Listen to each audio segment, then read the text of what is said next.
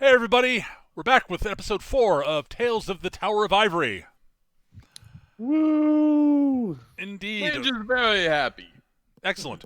So, at the end of last session, the our party had gotten into the vault of the Order of the Silver Star and had stopped a snake demon man thing. You're not entirely sure exactly what he is. You know he's demonic and has snake-like features, and is mostly humanoid otherwise. They had stopped him from getting away, but not before losing. It had stolen something from the vault that you prevented from going into his hands or into the hands of the waiting eagle thing outside, and that dropped it into the river. Why do I get the feeling that this individual here is going to result in a profiling problem for me? It's just like, oh, we've met Shadow the Hedgehog and I'm Sonic. A little bit different. People have historically For faced example, problems. he's not a cheap, edgy knockoff. Oh, you shut up. Shadow's the best. Silver is the knockoff. Anyways. Yes. Yeah, That's actually yeah. Full agreement. Yeah. Shadow has fans. Yes. Shadow also kicked him in the back of the head, and that's the best moment in that game. Shadows in general is the best part of that game, honestly. Yes. All right. So, at the end of also after last session, you all successfully awesomed up because I misread the rules and was like, well, fuck it, I don't care. Giving you guys an awesome up here is totally fine. So, what have people chosen for their awesome ups? Let's go left to right by the icons at the bottom here. Eric, what has Maine chosen? I'm in charge? How did that happen? No, you're not in charge. You're first. What have you chosen for your awesome up? I'm in charge now. No. Well, first, I'm in charge now. You said so. Not sure that's actually a shtick, Eric. Actually, I do have that skill. You do. You do have leadership. You might actually have the best leadership skill in the. I think you. What's your leadership at? 10. I think someone has a 12 actually, but. Well, they're jerks and I don't like them. After a bit of hemming and hawing, I took detective because A, it was available. B, no one else had any kind of like searching around or perception-based skills. Any fine shit skills? Yeah. Yeah. And C, he's captain of the guard. He should probably have that skill. So I took that instead of some kick-ass like combat shticks. So instead, you took an actually actively powerful skill. Yes. Darn. I'm disappointed in myself. Nick, what did Diesel choose? Diesel, since I was looking through all the mutant powers and stuff, thinking what would be a good thing to take right now and then I realized, some of these mutant shticks don't actually exist. Eventually, I just settled on taking a skill, and so I have taken infiltration. So Diesel can now sneaky into places. So Awesome. And yeah, as much as I do like second edition feng shui, oh boy, they need a real editor. Oh they boy, they need a need real a- editor. they need a big boy editor, yes. Yeah. Good gosh, the amount of problems we ran into with all this. Anyways, Skitch, what does the golem take? Ben Fate, because it's me. And to clarify what Ben Fate does, as an interrupt whenever an enemy makes an attack or task check, spend 3 shots of one magic to add an extra negative die to the result. Okay, that's great. See, here's the thing. Okay, my thought was, I can't really do much to make my rolls better. So my next best thing is to make other people's rolls worse. There you go. If I'm going to kill myself, I'm going to make everyone else kill themselves with me. Wait, anyone? Can the extra negative die Explode. explode? Of course you can. I think so. Yeah. Yep. Double your chances for exploding dice. Actually, that's literally true, right? I think that is. Yeah. Mm-hmm. Well, negative exploding dice. Yes. It's only 50% otherwise. Yeah. Double your chance for exploding negative dice. Yes. Good grief! I can't wait until we run into someone who rolls like a negative 40. At which point they just kind of like collapse into a quantum. Imagine if they're trying to singularity. use. Imagine if they're trying to use like a magic blast, and they rolled like a negative 40, and they just immediately just detonate on sight, just like. That'd be one of those moments where I think Mecha would have to just say, "All right, I need 5 minutes to think about what happens here." Yeah, probably. I've had situations like that in the past. Not always due to die rolls. Sometimes when the players do something that I'm just like, oh well. Huh. Oh, you messed around with a singularity point. All right, well. That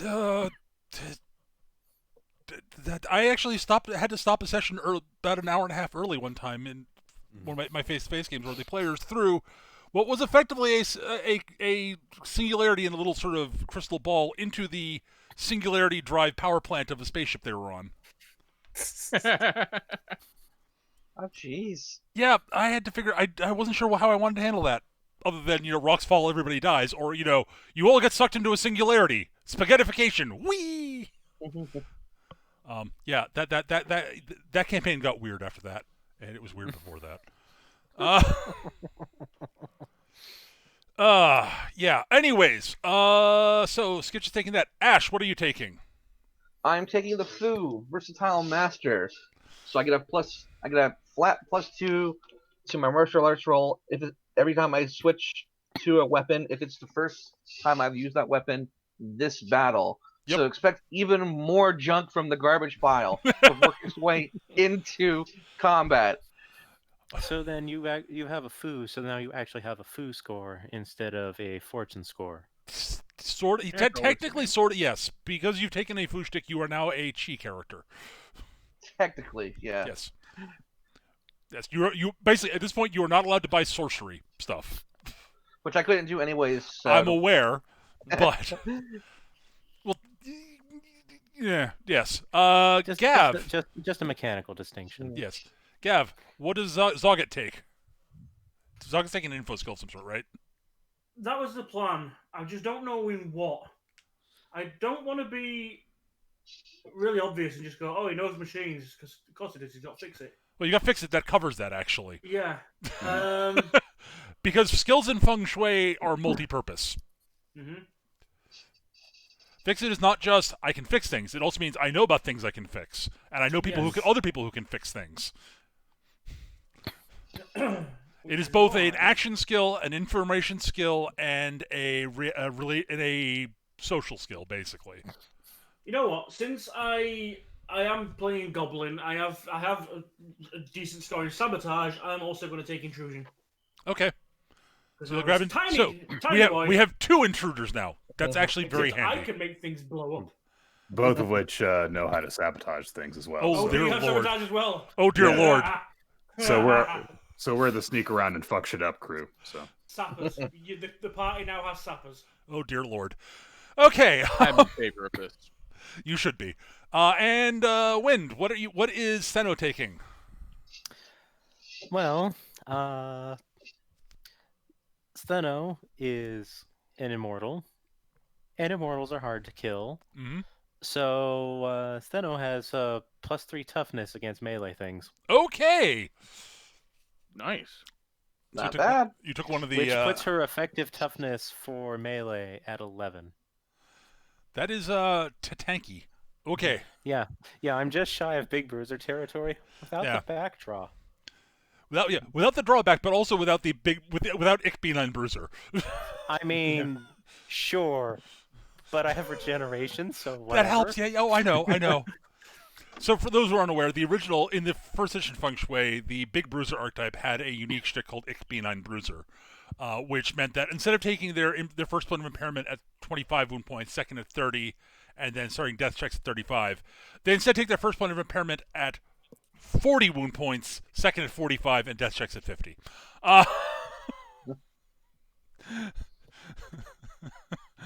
the Big Bruiser was very, very tough. That was what it did. That's what it does in second ed also. Yeah. It has that still, just I don't think they label it as Ich Bin ein Bruiser, which is a shame because that's a great name for the shtick. It's a really good name for it. At any rate, so... To clarify, the shtick I took is called corded musculature, but whatever. Yeah.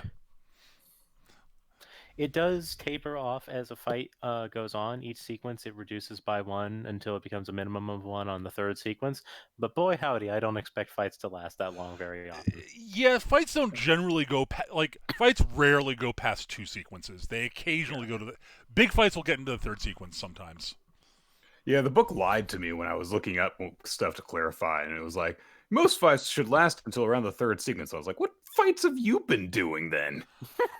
That depends on how they're structured. It can happen.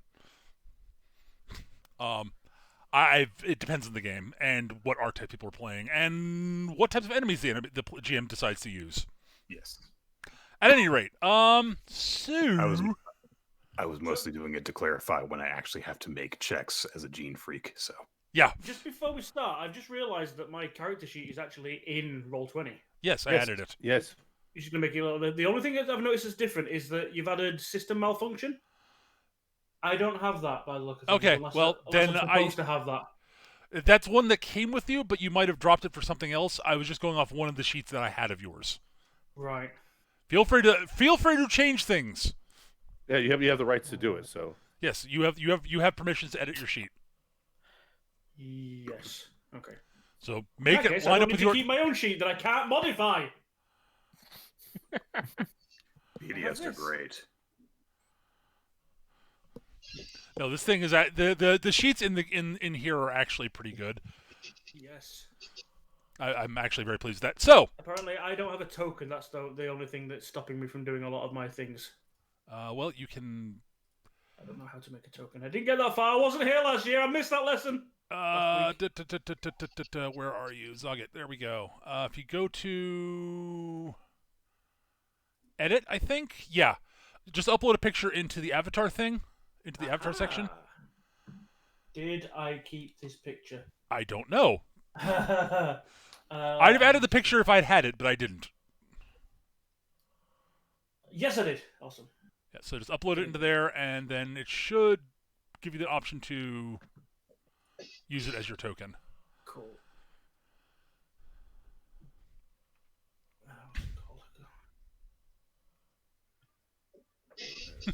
At any rate, Sue, when we last left off, you all were in the vault room. Hooray. And I will move to the quote map. It's not actually a map, it's just a, static image. And move everybody's stuff over there. Now you can go away. Go away. Oh. There we go. That's how you get to go away. Okay. Okay, I have save changes. How do I do this again? I don't know. I don't know Roll20 super well yet. I was going to fiddle with it more. What's the question? To make a token happen, you just click and hold the text of your character sheet and drag it onto the map. Yep. Okay. Now, granted, that doesn't give me anything about using any of the macros or anything else on it, but that lets me put the token down. Yeah, so we can just kind of indicate where we are relative to other things. If need But be, yeah, yes. in terms of the actual macros, those are handled from the character sheet itself. I don't know what you mean by the text of the. So if you go to the character sheet thing and just drag, yeah, there you go, like you did there. So don't know why there's two of me. Because I drug one out also to see if I was understanding how it worked myself. At the same time. Yes, because coincidence. At any rate, Sue. Is there a way to hide all of our player icons? Yeah, there's one over in status, or excuse me, not status, settings. Yeah. If you scroll down, there's chat avatars, which you can set to smaller or names only, or just off a little bit above that. Yeah, enable chat avatars. Yep. I might have just shrunk them myself. Yeah, I have it set to just names only right now. I can see that. Whatever. At any rate, Sue, you are all in the room. You have in front of you a somewhat concussed and beaten up Snake Demon Man. They prefer the term Sturson or Steeple. No, he really doesn't. It really doesn't. Calling him people or human or man or anything like that is actually probably something he'd find rather insulting. He is a demon. He is from the lower planes. I was about to say all you mortals, but there are two of you who are probably not. There's a construct, and then there's Senno, who is technically immortal. But not a demon. Stupid Gorgons. At any rate, like he may say that, but I'm not the one who's a busted pulp on the ground. Well, yeah, it turns out he had a really good plan. Then he had to go and be all dramatic and stuff. No, then you guys had to roll ridiculously well to attack him while he was invisible. He was supposed to just get away clean. But no. Then why did he... he could have just not announced himself and just been invisible. That's his own fault. You came in the room when he was already there. You saw him there. He didn't have an option for you not to see him. It's mostly the way he said his business. It sounded like a challenge, or like I beat you to the thing you wanted, which isn't actually what happened, but that's how it felt. That's the best part. All right, so at any rate, he is concussed and not really in a position to answer questions at the moment. But you guys can talk to him if you want to. What do you guys want to do? You have an entire vault full of treasure that you are looking at. Diesel at the end of the last session was just kind of ignoring everything that was going on over there and was just heading into the vault, and so he's looking around at stuff. All right, you're looking around at stuff. Yeah, Steno is also going to join in that effort because, well, it's evident this guy doesn't have what we want, so... That is fair. What do I care? Yep. So, Snake human is not what we are needing. That's accurate, actually. He really is not that important. Well, Asterisk Dagger Star. You'll understand later, maybe. I have no idea if it'll actually come up. Who knows? It's an RPG. At any rate, so yeah, there is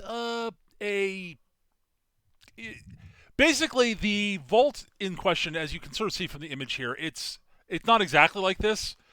It's sort of it's really weird in that it's just down. Basically, there's a little bit of the floor that flips over that reveals the vault below, where the storage is. And you reopened it, so you can go down into there. It's not so much it is what would often be considered a treasure vault, but it doesn't have your traditional boxes of gold and jewelry and such. It's sort of almost like a I'm trying to think how to phrase this. A repository? Kinda. It's somewhat of there's a lot of what look like relics of various sorts, honestly. Oh no, it's a museum. Kinda, actually. Belongs at an auction, not a museum. Belongs at an auction, not a museum. Well, so there are... Does that make Steno an antique? No, that would... obviously Dwayne is the antique in this party here. But you're not 50 years old. We don't know how old he is. Here's the thing. I'm only an antique because there's components of me that are antique. The entity is 5 years old, but the component might be older than the entity. That's entirely possible. So, inside the vault are a bunch of, I said relics of various sorts from differing cultures.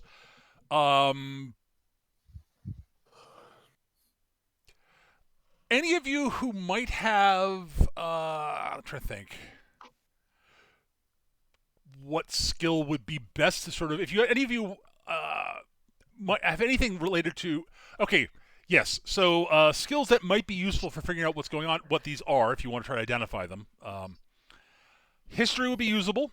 If you've got info, religious, info of any sort of religious nature, that would apply. Anything along those lines. Info artifacts or, etc. It's like all these things that like narratively Steno should have, but I just don't mechanically have. Yes. Things that you may want to pick up at some point, I don't know. Do there appear to be any old bottles of like treasured alcohol or anything? No. Okay, that's about closest I could do. No, most of these look like, at a glance, most of these look like religious iconography. You can make an untrained skill roll if you do not. So work with me here. Mm-hmm. Do any of these have depictions of like love or trysts or anything? Because I do have seduction. Ooh. I will give you the roll if you'd like. By the way, that's a 3, not a 1, because we still haven't figured out how to make closed rolls. Actually, I have found something out interesting when I was reading through the rules. The default assumption in Feng Shui 2 is that most rolls are open. Huh. Okay. There are some specific ones that are closed. I found this out recently, and I was surprised by it, but okay. So things can just go crazy wrong in the middle of just. I'm not sure what I think of that yet. I want to play with it by the book for a little while before I make actual changes. All right. Is there anything you can intimidate out of this information? No. Actually, give me an intimidation roll. You can use it as a thing, as a knowledge skill also. So yeah, give me an intimidation roll. Go for it. Wait a minute. Aha! I've definitely intimidated this rock into telling me what it does. This rock is very scared of being dropped on the floor. And what was the question word?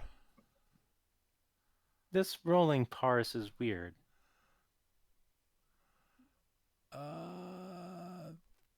Yeah, it's the thing is fortune plus the bonus. Oh yeah, you have 0 fortune. That's why the first one's blank. Yeah. Unfortunately, opening it downwards. Yeah. All right.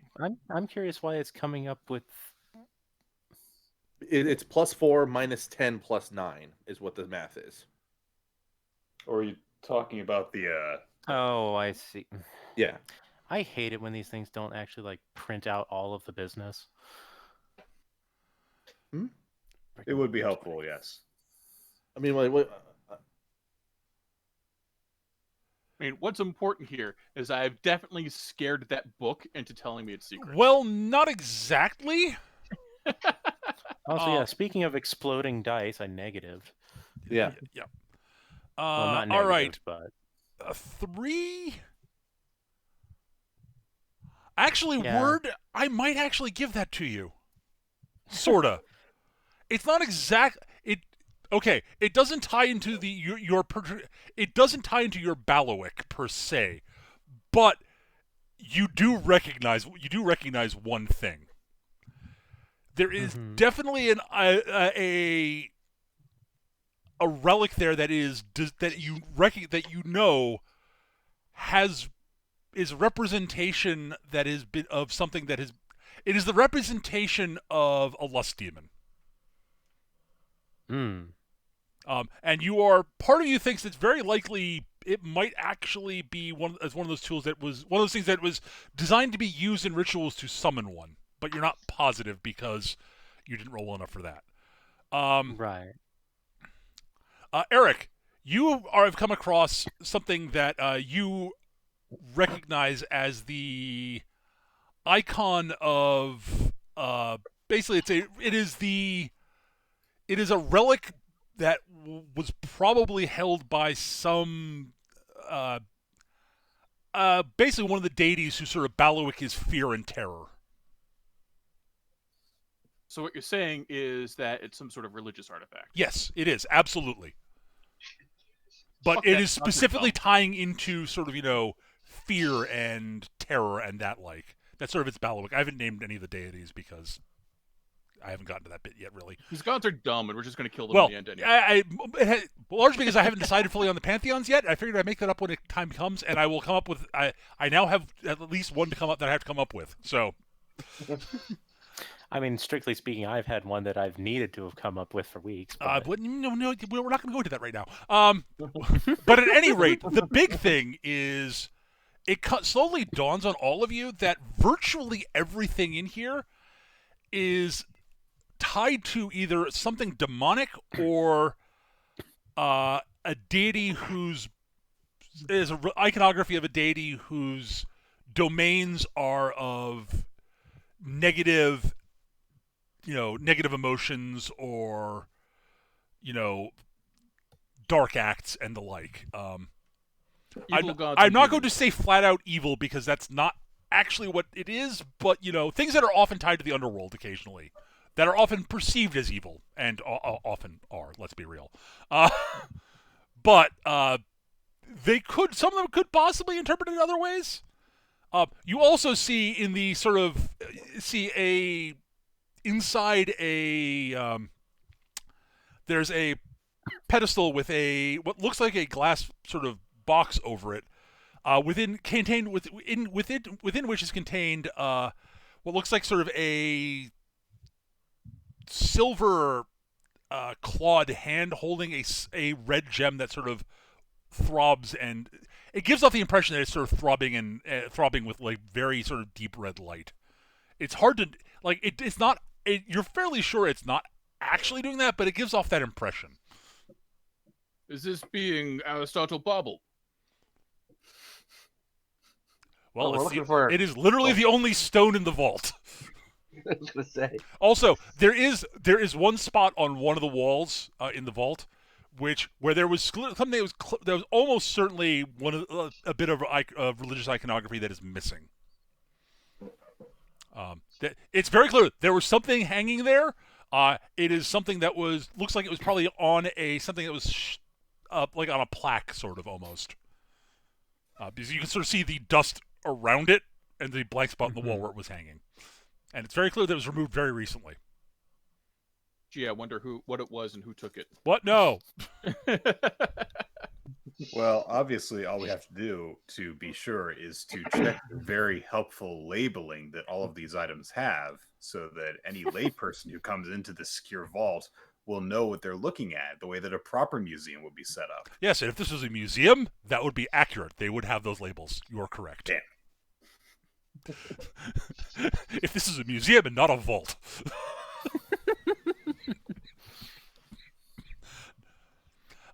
Everything is in fact labeled with basically, sort of reference numbers, basically. Serial numbers, yeah. Basically, yeah.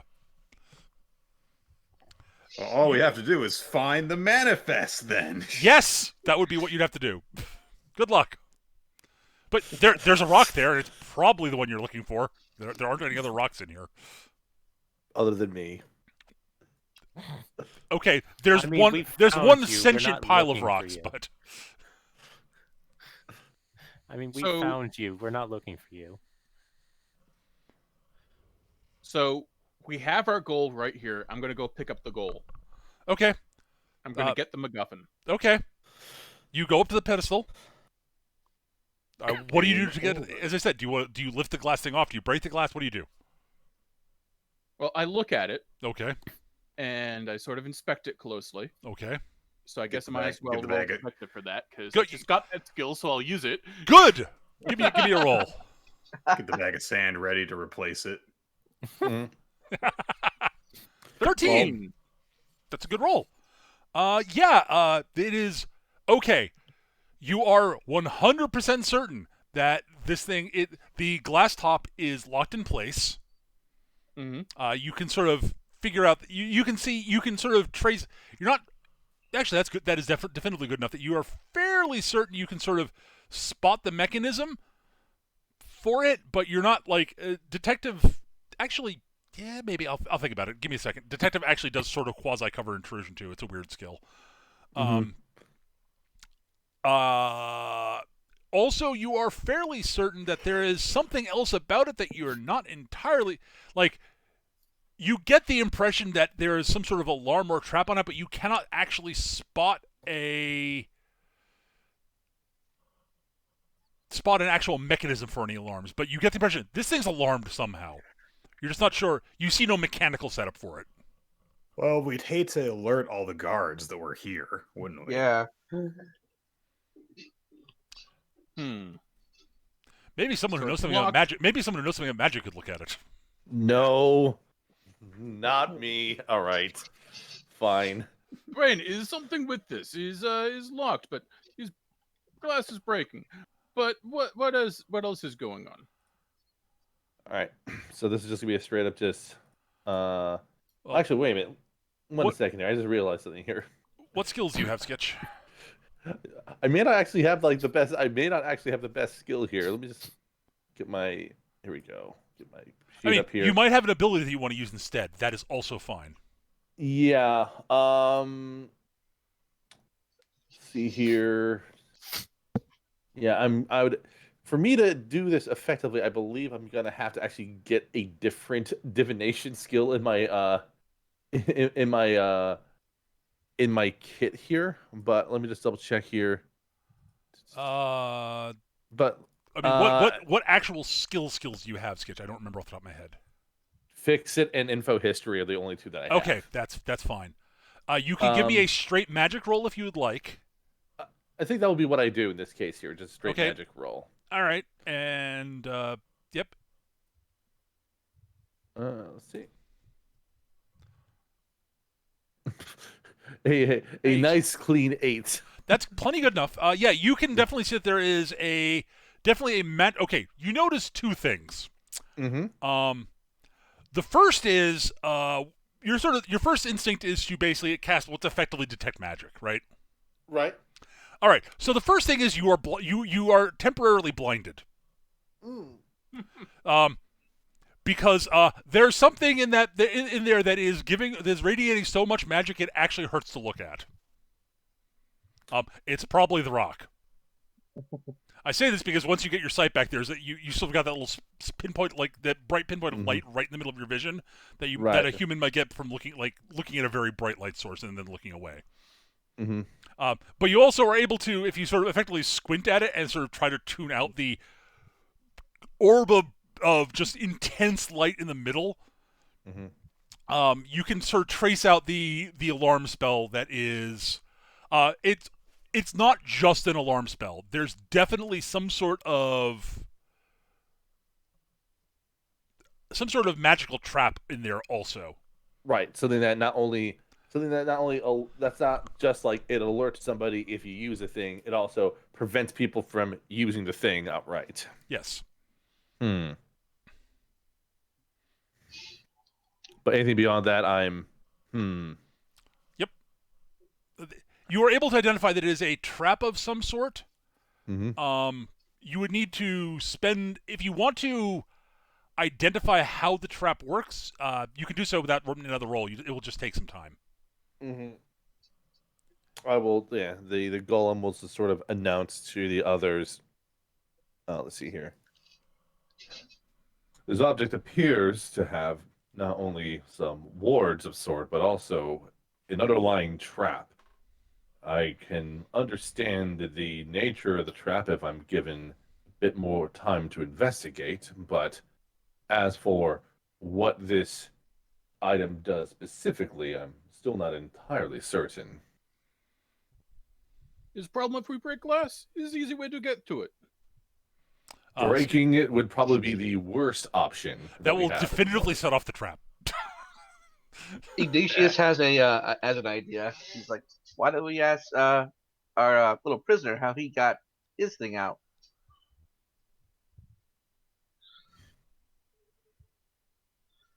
You can ask him if you'd like. Yeah, I'll leave the vault, grab him, and bring him in. How are you getting through this? Into the what? What? I have no idea. We're planning on. We're not stupid enough to steal.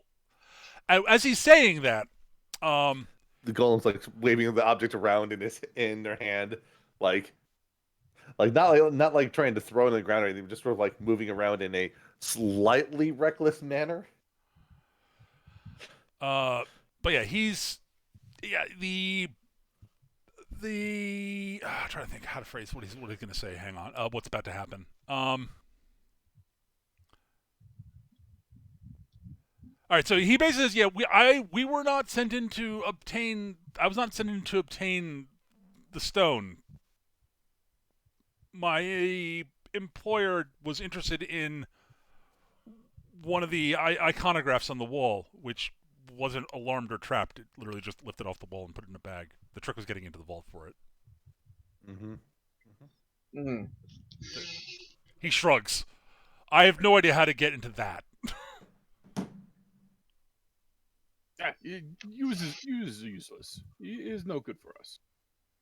No, he's not. He has a use.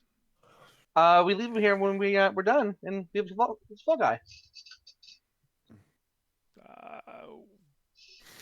Would prefer that not be the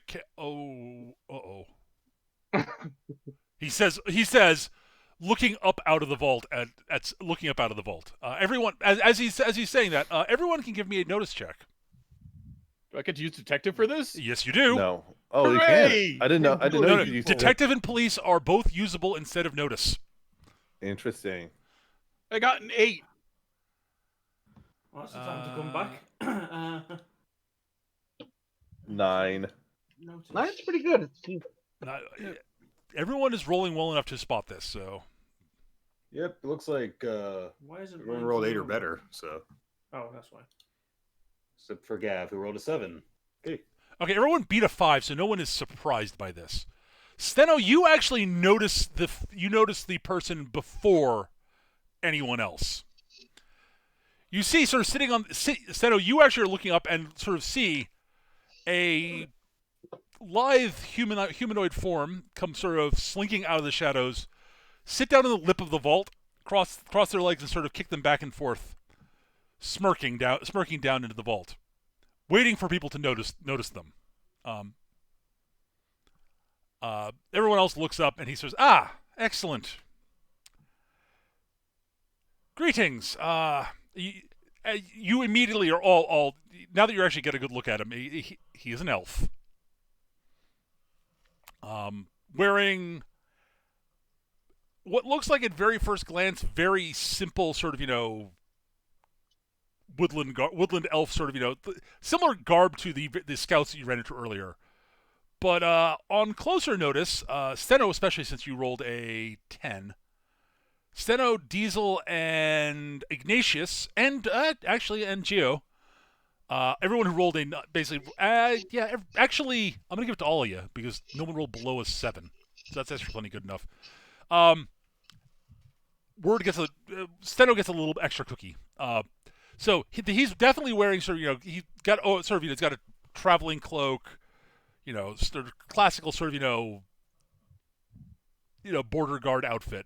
Though all of you notice that he is wearing light chainmail underneath the garb, and has a pair of has a rapier at one hip, a main gouge at the other, bow slung over his back. Steno, you're actually able to identify immediately. That's not just like chainmail. That's like the good shit that the elves make. Super light, super durable. Basically doesn't make noise, which is why he was able to walk up without anyone noticing wearing chainmail, which should be making chink chink chink noises. Well, greetings. My name is Kydwin. I represent the Queen's Court. She sent me to for a couple of reasons. He says, looking over the snake demon, who, while he's not physically capable of going pale from terror, you can tell he kind of wants to. He's right. not happy to see the elf. Mm-hmm. Yes, Her Majesty wishes to convey. She wishes to apologize for the incompetence of our border guards in how they interacted with you upon your arrival here. Is good. They were very rude and killed my friend. Is not nice at all. We are aware. They were not aware of that you represented one of the eight, that you were representatives of one of the eight. Had they been there, or they would have, they should have, if they should have been able to figure out that out if they'd been paying attention to their briefings. It is unfortunate that one of your forward scouts was eliminated. Her Majesty does extend her condolences and hopes that the price in blood that her guards paid should offset should at least bear some measure of equanimity. Also, we've heard that one of your guards did run afoul of the Blackthorns in their territory. We will endeavor to get their body back and have it sent back to the tower when we can. That will require some negotiation with the Blackthorns. We don't recommend you head in there to retrieve the body yourselves. If you are getting body for us is good. Excellent. He is dying in service, so he is getting good funeral. Understandable. Her Majesty wishes to extend an offer first off would like you to convey a message back to your overlord, Kydrix the Undying. If at any point he wishes to, she would have appreciated advance warning of your arrival, but understands that things might have been of a time-sensitive nature. She would like to enter discussions. Would like to have a meeting with Kydrix the Undying at some point in the future if he is interested. Halfway to that conversation, like we cut away back to the tower, and Kydrix is like, "Oh right, they're going to the Queen's Forest. I better write her a note."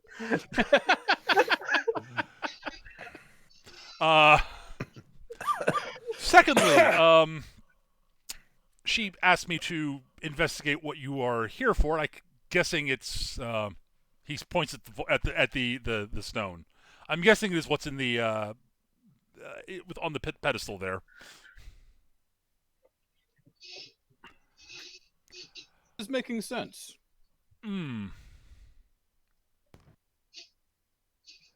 Well, oh damn it! I've been muted. Oh. There is no sense in making a blatant deception regarding the matter.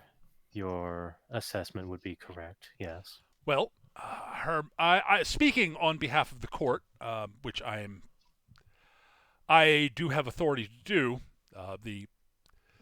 You notice that the snake man is trying to scamper away from the elf currently. Oh no, you don't! And then he just kind of grabs him by the rope and just yanks him back. Her Majesty we have no issue with you removing that from the forest. He says, gesturing at the stone.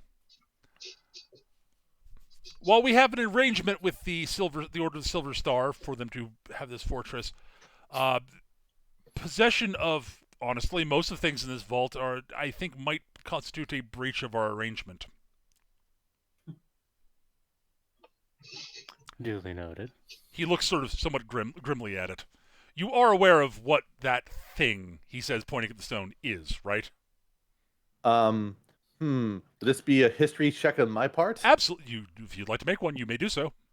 Let's see here. Let's see how dumb this. Well, all right 22. Then. Yes. You are. He doesn't know that it's a philosopher's stone. He knows exactly which one it is and what rituals it's been used. All right, you are aware that it is definitively a philosopher's stone, and you are aware of the various ways that philosopher's stones can be made. You're aware of most of them. You basically, like he just. I will. So Sketch, I'll reiterate. I'll tell you what most the ones you are aware of what that role are. You can divulge the information as you see fit in response. All Philosopher's Stones, the primary thing that they require a massive influx of magical energy in general. That's a general sort of. The easiest way involves the sacrifice of a lot of sentient life forms. That's the easiest and most common way to do it. Using necromantic magic to do that is one of the easiest ways to make one. Gathering a lot of items with inherent magical power and channeling their power into the stone is the way it's theoretically done by alchemists. That is the hardest, most time-consuming. Well, it is the other well-known way to do it. It's expensive, shall we say? It's pretty expensive. There's one other way that you just remembered that is theoretically possible, which is it is theoretically possible to. The Philosopher's Stone is potentially makeable as the end result of destroying a nexus of power. Ooh. Oh. Nice. Nice.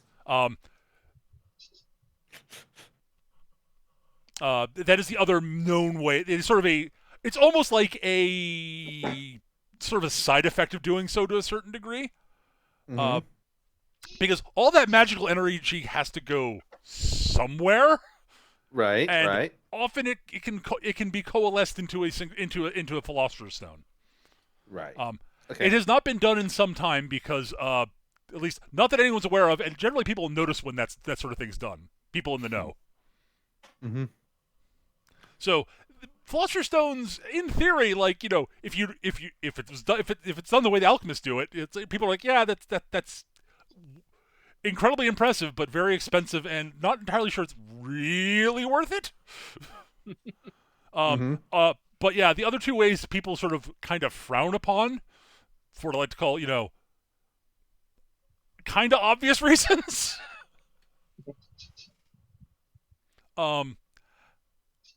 Actually, with a 22.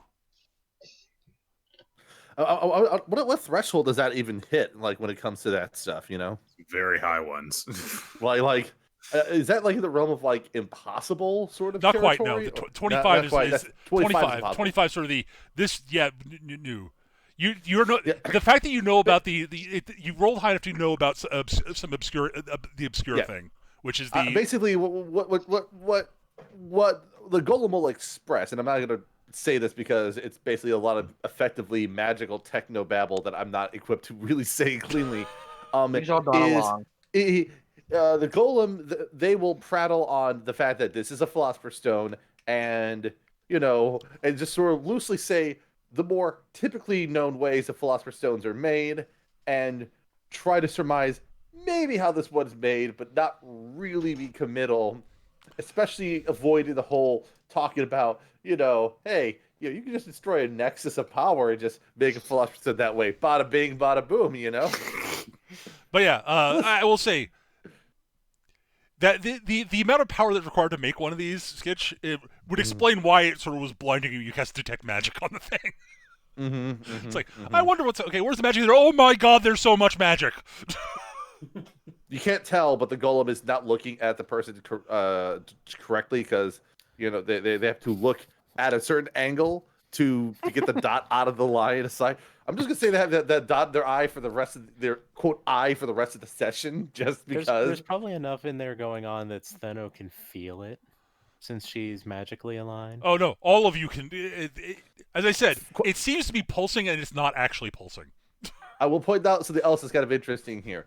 So the observe ley lines ability here. Yes, if you want, if you want to use it, you may do so, Skitch. I mean, it basically just says, see ley lines, see their strengths, weaknesses, identify nexuses, see if someone's attuned to a nexus. Yeah, that it wouldn't be possible to determine if this thing was derived from a nexus. No, that would not tell you that per se. Right. You're not sure. I know the answer to that, but I'm not telling you yet. No. Not until you try to use it. You need to roll a 25 first. And there are no ley lines like leading to where the Philosopher's Stone was, correct? Well, the stone's still on the pedestal, as far as I'm aware. You've not opened. Oh, it.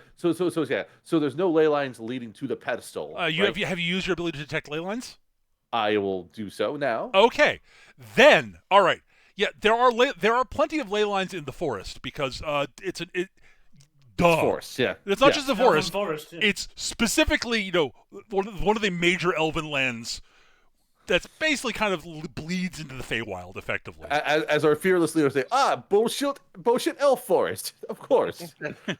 Yeah, and yes, there's a major ley line that runs near the fortress that almost seems like it's kind of bending towards the stone. Wow. Like, you can sense where it should be running, and it's not like it's almost like the stone has sort of almost a gravitational effect on the ley line. I was going to say, it's almost like a rare earth magnet. It just kind of... Yeah. So the plan to play playing catch with it on the way back to our base of operations is a really good idea now. Okay, got it. Meanwhile, while this entire conversation has been going on, Diesel is kind of examining the pedestal itself, thinking about potentially just ripping the entire thing out of the floor and taking it with him that way. That would actually work. I'm not going to lie. Diesel, you are fairly certain that would work. Okay. Give me a sabotage roll, actually. All right, sure. I can't stand it. I know you planned it. I'm going to say straight this water gate. That's a 12. Yeah, you are 100% certain you could rip it out of the floor. You are strong enough to do that. Especially if you quote, like, I'm not going to wouldn't make you spend it, but you've got that ability to super strengthen yourself. You could do that. Yeah, with that, you could definitely do it. All right. But yes, Her Majesty, the court, and Her Majesty especially would be. I am certain she would be quite happy to have that removed from the forest. Very well. Oh, one second. Let me yes. Very well. It will be our pleasure to aid in the relocation of this object. Excellent. And I will do you the favor of dealing with your friend here, he says, smiling at the snake demon. It is not important. You are doing what you like with him. He is not affiliated with us. Oh, I'm aware. I know who and what he is. I was fairly certain that one of his kind is not association with Kydrix. One moment. Diesel's going to walk over to the snake demon guy, and he is going to carefully peel off the shield he threw at him from where it's left a dent over his head or wherever. And it's like, okay, now done. And he's going to strap the shield onto his back and then walk away from him. Before anybody gets any closer to the stone, You mean the stone that's now like did Nick's character just take the pedestal already though? No, he hasn't. No. I could, but I'm not doing it yet. Diesel has determined that he is certain he could do it, and it would almost certainly work. And it was probably, considering that Diesel is, unless he is actively trying to be, not a subtle person, it was probably pretty obvious that he was kind of like, what he was looking at. Yeah. I'll infer that I'm kind of getting the idea of what he's doing based on my own knowledge, skills. Just a second. Because you elves, you like all your magical stuff, yeah? And I can't help but notice that you don't seem to like this stone. There's a stone of great magical power in the middle of your territory, and you keep calling it that. Are you trying to ask guys like, oh, is this defective? Are you trying to rip me off? I'm gonna roll deceit. Well, I'm not gonna roll deceit. I'm gonna let her get an explanation first. But it's like, I don't trust anybody when there's an artifact of that kind of power and they're talking shit about it. Well, if you were paying attention to what your associate was saying about the methods by which they are made. No, we do not want that in the forest because of what it represents. Yes, it is very powerful, but in order that sounds full of elven souls, isn't it? Not necessarily. it just simply requires a great amount of some sort of power sacrifice in it, whether it comes from individuals willing to give it their own, or the other methods I listed. I can prepare a pamphlet for you if you wish. Well, all right. The golem pulls out one already that says, "So you want to make a philosopher's stone and possibly commit war crimes?" That there's like very, very, very small subtext underneath, very possibly with that instead says very likely actually. And possibly commit war crimes. The asterisks underneath. Underneath that, you may be put on a watch list for owning this book. And then the golem just sort of like goes over and like tucks the pamphlet somewhere on Zagat wherever they can. Diesel's going to pull out a crowbar. But as it stands, it is as far as I can tell, there's nothing inauthentic about the item's nature or its potency, for that matter. But yes, Gav, if you want to make a deceit roll to see if the elf is lying, go right ahead. Don't worry about it. Okay. I will say this: you do not get the impression. You do not get the impression that he has said anything that is factually false. It is not mattering how it's being made. It is made now. Thing is done. Now can be used for better things. See, now I'm just the elf shrugs.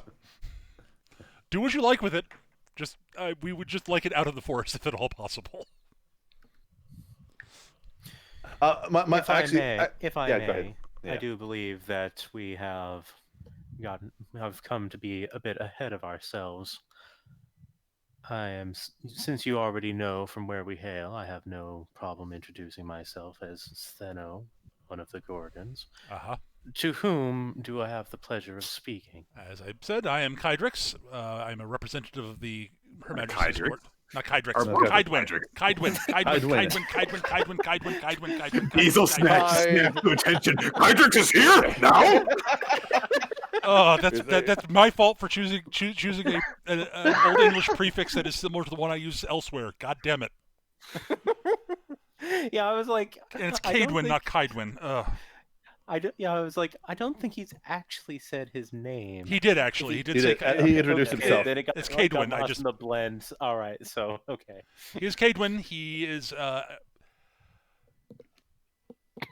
Actually, he will give his formal introduction. He is Cadwin, representative of one of Her Majesty's consorts and representative of the court. A pleasure. Diesel. Iggy has just completely got impressed. Oh, she sent one of her consorts, did she? Ooh la la. What the hell is the guy's name again? What was that?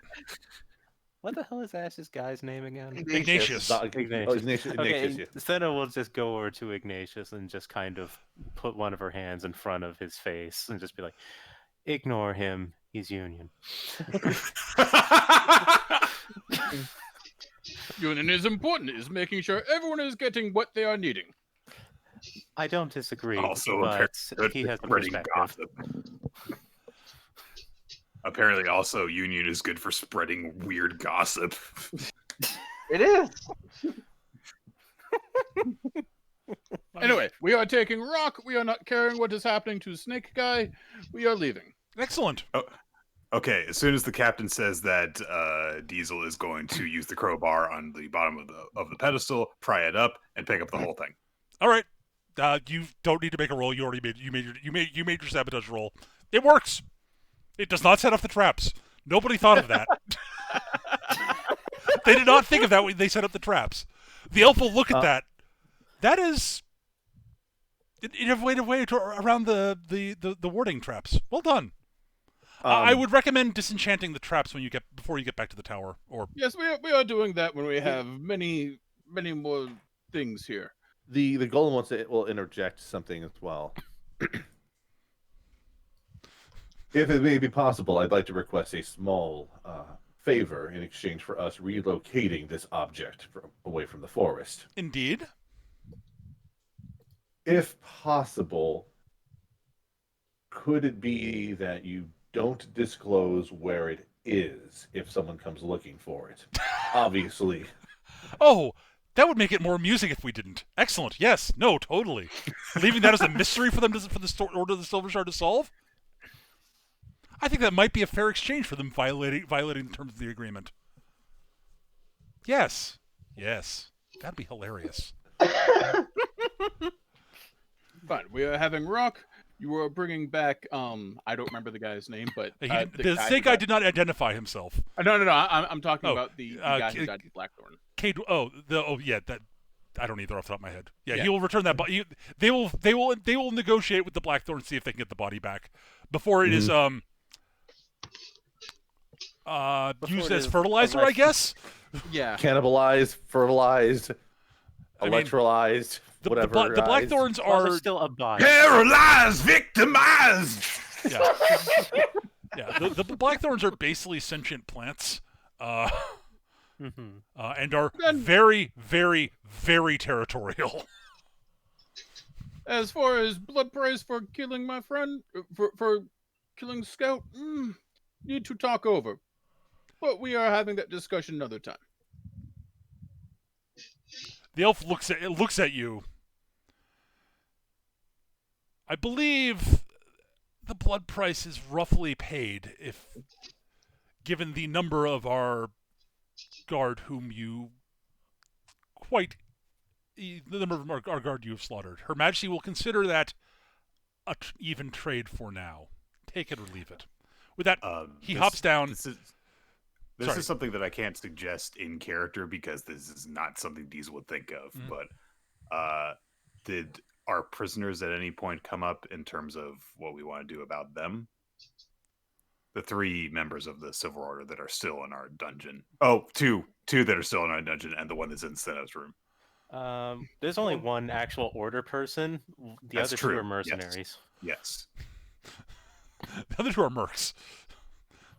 One's a mercenary wizard. The other is well, you haven't found out exactly what her deal is rogue yet. of some design. Yes. Yes, she is a you guys have not found out exactly what her deal is yet.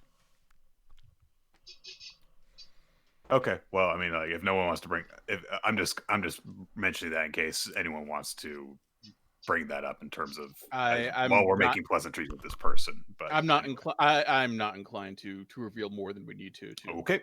All right. Filthy fey creature. Mm-hmm. All right. At that, with that he nods, hops down, smiles at the snake, and throws a dart at him, basically, which sticks into the snake. The snake's sort of eyes bug out, and then it sort of slumps into unconsciousness. Triple 20. The elf walks over. The elf is actually, even for an elf, is somewhat short. He's about like 5'2" or so, and is fairly slight of build. And proceeds to heft the snake onto his shoulders without any seeming effort. He nods and sort of hops up out of the vault and out the window and sort of off into the forest. All right. Let's go meet up with our scout who was watching the forest, and then with the rest of our guys. Alrighty.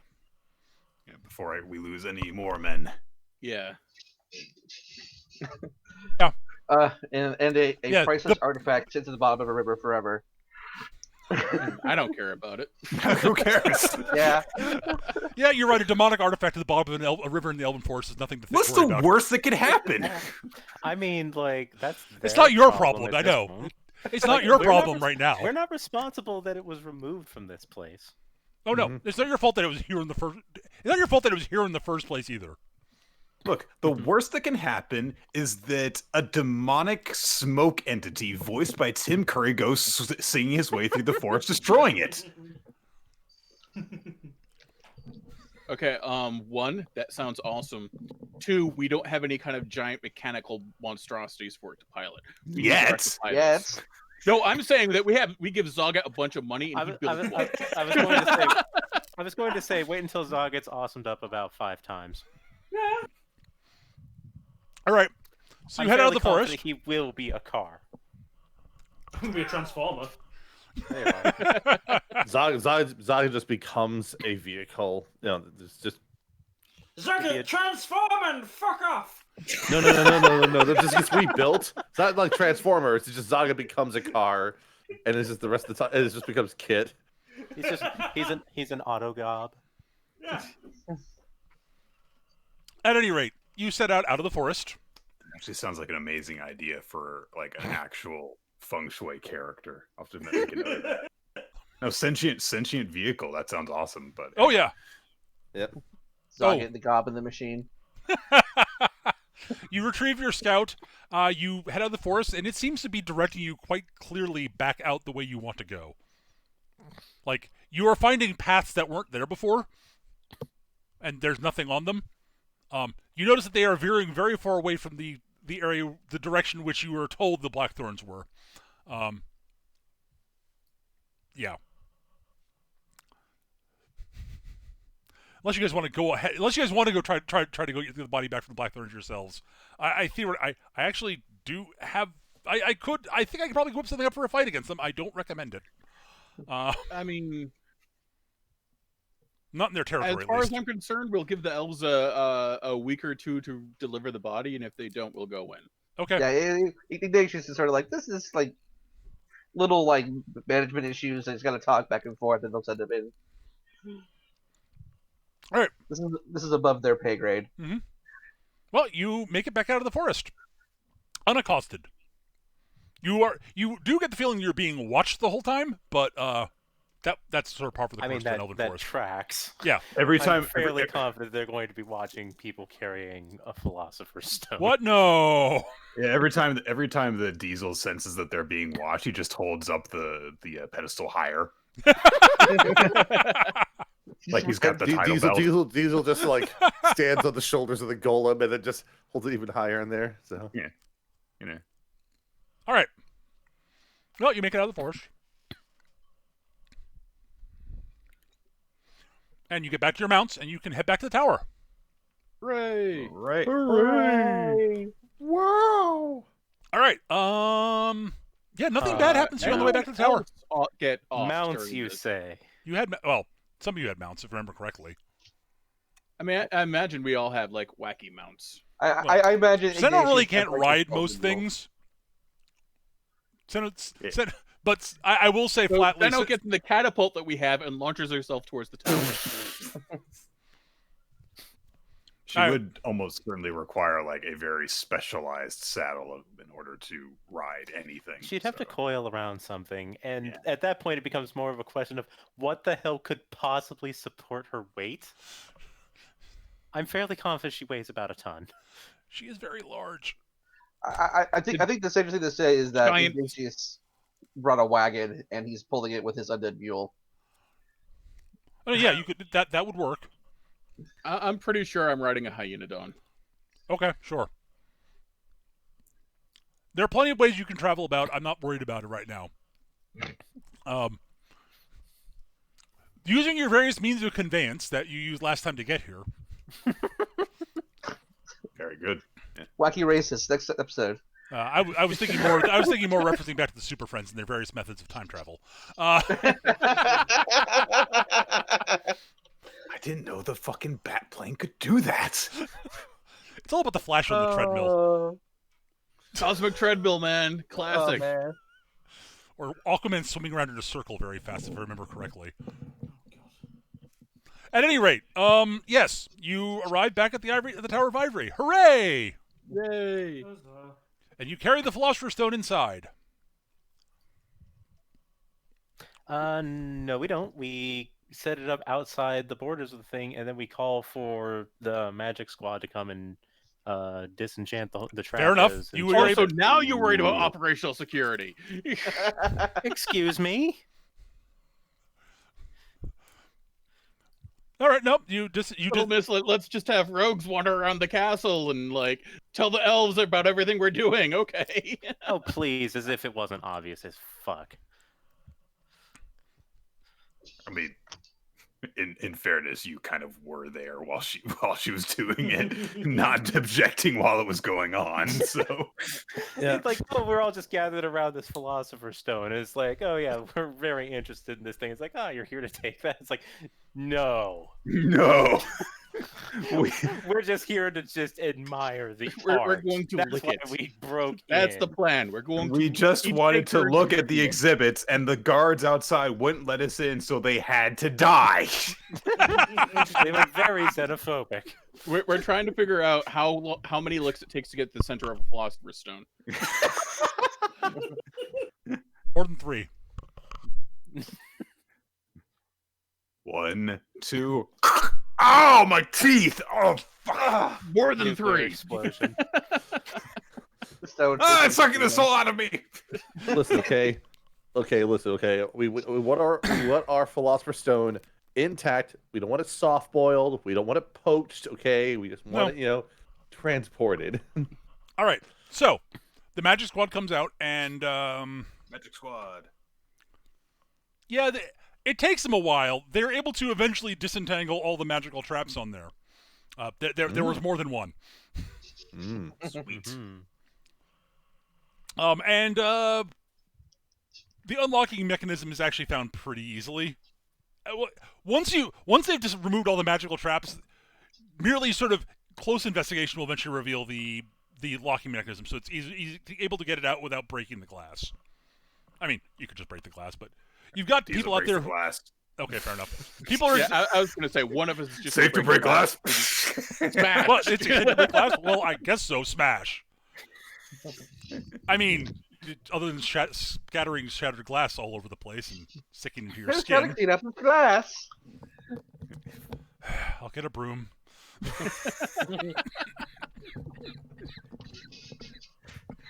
Like 2 or 3 members of the party were just having to resist that urge the entire way back. Absolutely true. Yes. It's like having a big red button. You have to walk it home. I'm not gonna lie. Like I personally have been resisting the urge to break the glass since we got into the vault. I mean, it's like a game of like slaps where you have you have to only do it when it's proper to do it. But then once it is, All right, you now have access to the stone. You can take it off the pedestal. Or you can just bring the pedestal. You could bring the hand that's holding the stone and the pedestal in with you if you'd like, since you've removed the pedestal from the ground. I'm sorry, I forgot that there's a hand holding it. Yes, there's a silver hand holding it. Like, with like little claw talons on the hand also. The part that gets me about that is like that's like one step away from being a wizardry reference. Because the amulet can only be handled safely while wearing platinum gauntlets. Does the hand look like it came from a creature, or does it look like it was specifically designed for this purpose? It does not look like the hand of a creature you are acquainted with, Diesel. Okay. That is a fair answer. It looks like it's almost human-like, but then it's got like talons and such. But she's not that uncommon given the area you're in right now. Right. But you're saying that humans don't have talons normally? Oh. No, they're very poorly designed. That is true. They really need a buff in the next patch.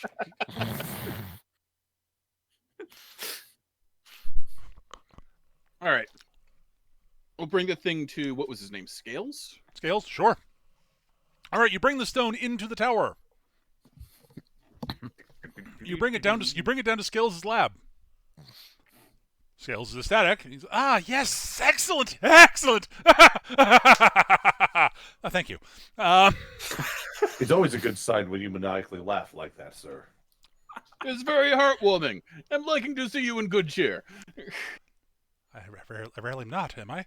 When am I not in good cheer? Anyways, yes, the experiments can begin. Yes. First, you are needing to make the high monkey guy. Wait. Maybe there is some ethical issues with making something just to do a thing, so we are not having to deal with problems. So you want I should stop my experiments on this then? The golem just sort of like looks and just sort of shrugs a little at that.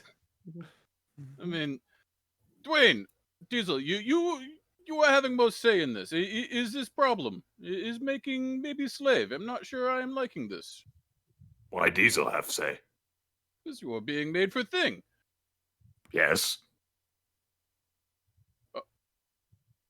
So are you having problem with this? Seeing maybe thing like you be made? Many things like Diesel made. Many Doomborn. Yeah. I was okay. I was I'm bringing up problem. Everyone is happy with it. I was never created with a purpose in mind, which puts me in a constant state of questioning whether I should exist, or if I do exist, what should I exist is being for? made with purpose in mind, but has made more of himself and become better thing. What are you thinking of this? Ignatius just like, on the one hand, yeah, we are making a creature to be used for one purpose. On the other hand, that purpose is to be a princess, so she's to live a life of luxury until she eventually tries to escape if she's too close to their original self. In which case, that's their problem and not ours. A moral dilemma with the morally ambiguous. Just like, I don't know. Morally ambiguous. Morally dubious. Obviously, the fucking union rep's most likely because automatically she's a member of staff.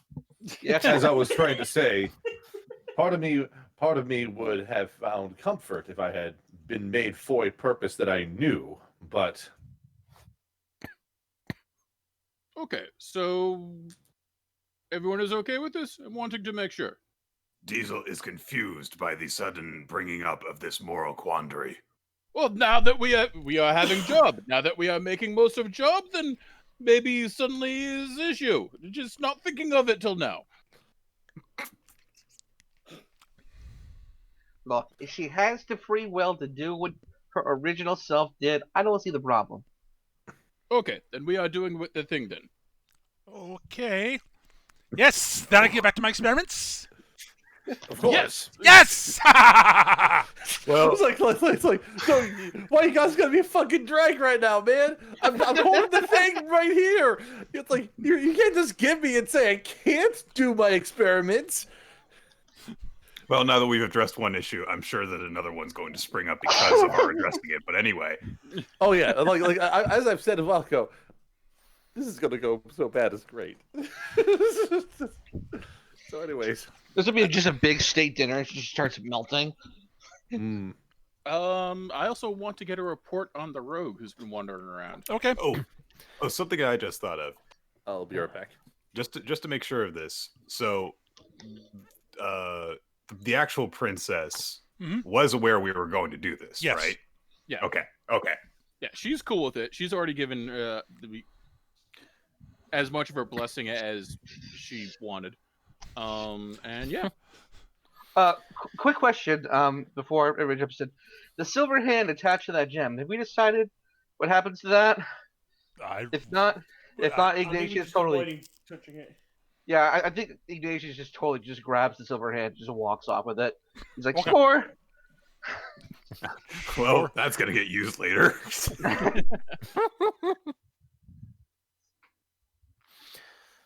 But yes, Selena will return to her chambers and is half expecting to find the rogue there. The rogue is not in the chambers. Quick questioning reveals that she is in one of the libraries reading. All right. How has she been behaving? I've had people. She has literally just wandered around the castle, looked very clearly looking at escape routes. Other than that, she spent the rest of the time either in the library or in Steno's room, since that's basically where she has been sort of told to be, if otherwise, when eating and such. Otherwise, so she's been behaving herself. Oh, she yeah. hasn't been like trying to sabotage anything, or nope, not as far as anyone's seen. All right. Man, we're gonna keep eyes on her, but that's good. That's a good sign. Princess, how has she been settling in? How is she dealing with the rest of the staff? Everyone seems to like her. Awesome, cool. So yeah. Anything else anyone wants to bring up to Mange in security? Nothing security-wise is brought up. No. Okay, cool. Mange is done with his actual job. He's going to go get drunk. All right, Rocky. While you got back in the tower, you actually come across Kydrix. Okay. Yes.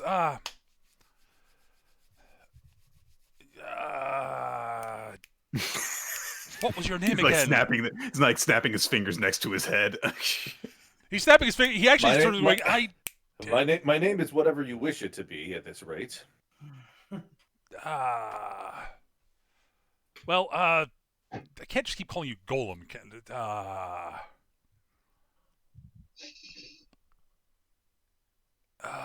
Sure, we'll go with I guess yeah.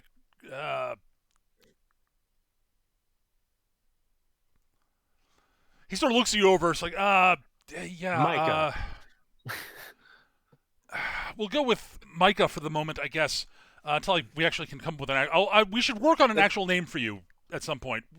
We'll workshop something later. I added Golem to the list. Anyways. But yes, was sort of thinking about doing some research. Well, I was doing some research while you were off and about. Have you thought about any of the theoretical implications of bringing a philosopher's stone like that on top of another on top of a nexus of power, especially if that philosopher's stone was used, was created by the methodology of destroying a nexus. I thought it might be an interesting academic exercise. Oh, by the way, did you get the stone? Where have you been the past week? That's why I like K-Drake. He pretty much just lets us do whatever we want. I have good news and better news to answer that question. Oh, good. The good news is that we have an easy way to find out what happens. Oh, good. Let me guess. You brought the stones in the tower now. Cool. We can do some. I should get my tools to do some observation. The Philosopher's Stone I believe, is currently being used to create the homunculus. Oh, excellent. Oh, that's a perfect environment to run observations on it in. Excellent.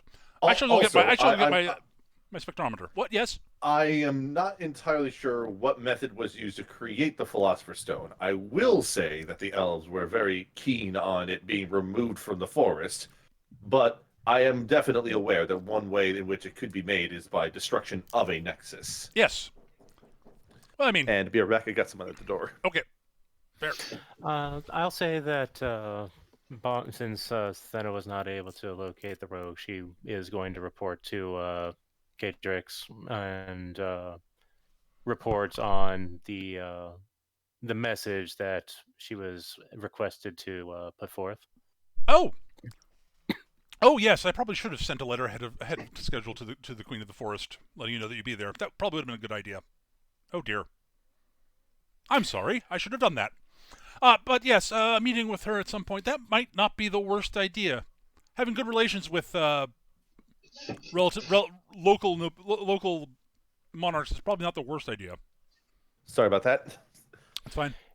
Indeed. And for all that came out of the entire situation, it seems that they are not particularly offended at the end of the proceedings. So she really wanted the stone out of there. I mean, I understand that, it would, given the methodology, if it was, there was blood sacrifice involved, I can understand the distaste for having the forest, but that wouldn't be... Micah,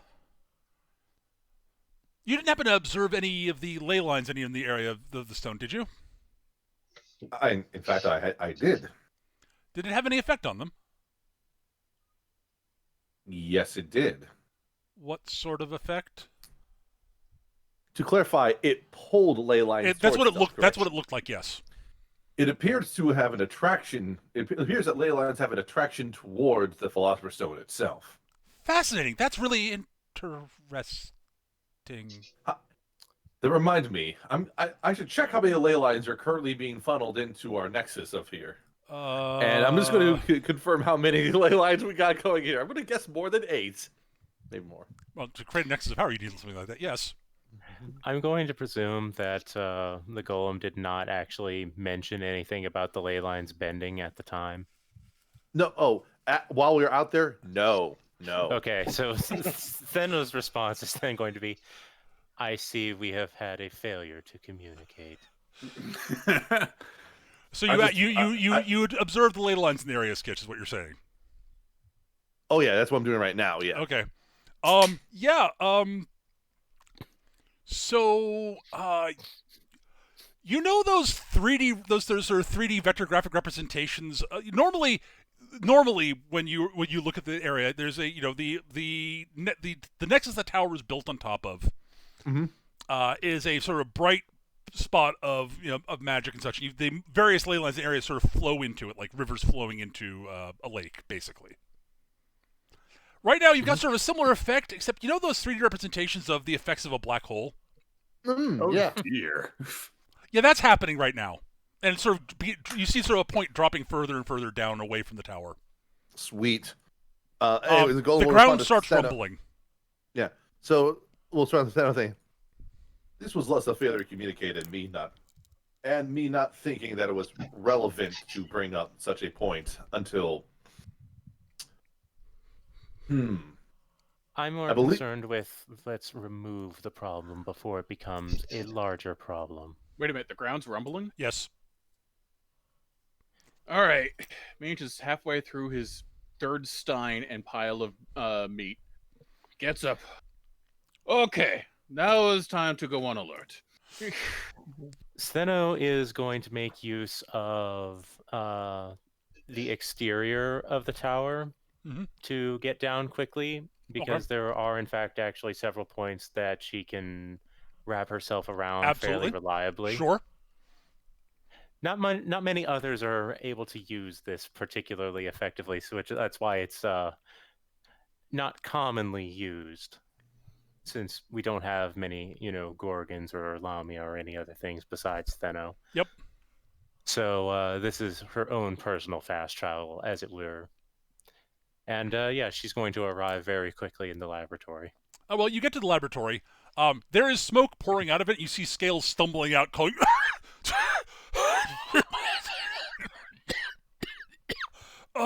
we might have a problem.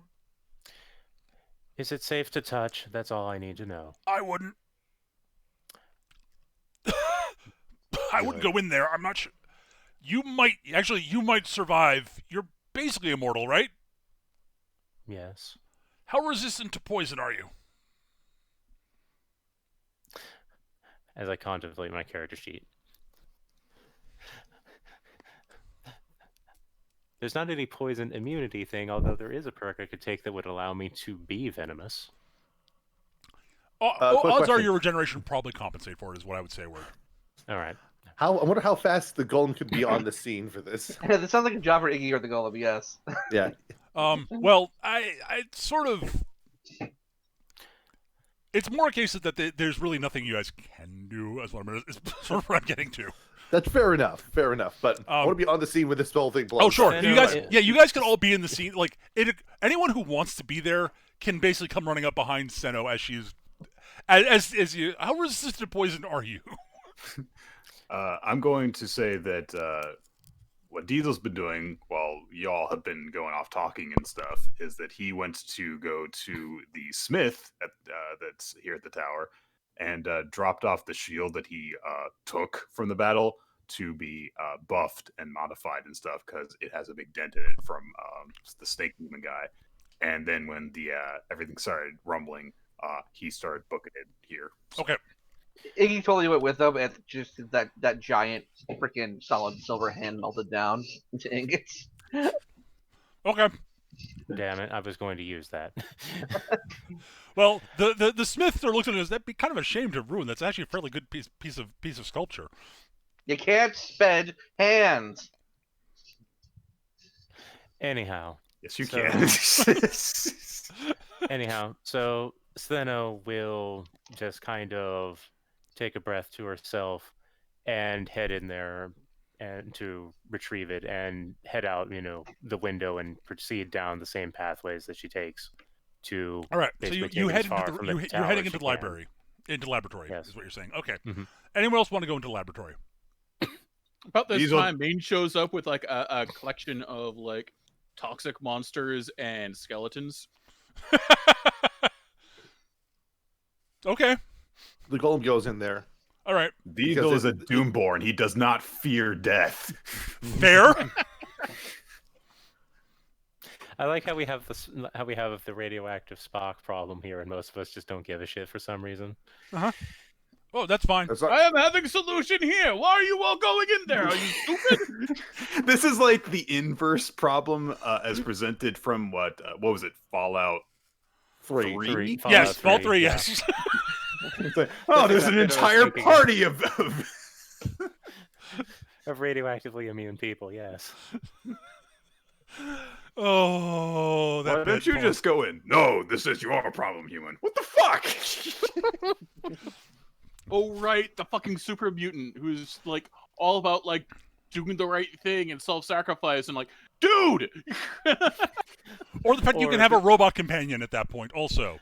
Or the mercenary ghoul who has to obey whoever holds his contract for whatever fucking reason. There are 3 separate companions who could do this. But yeah, anyways, moot point. Moving on. Those of you who head in, there is, there's an energy field surrounding the table on which the Philosopher's Stone is floating above. And you can see sort of beams of energy. At first glance, it looks like beams of light and energy are shooting out of the stone. Then it sort of realized that it's more they're sort of shooting into the stone.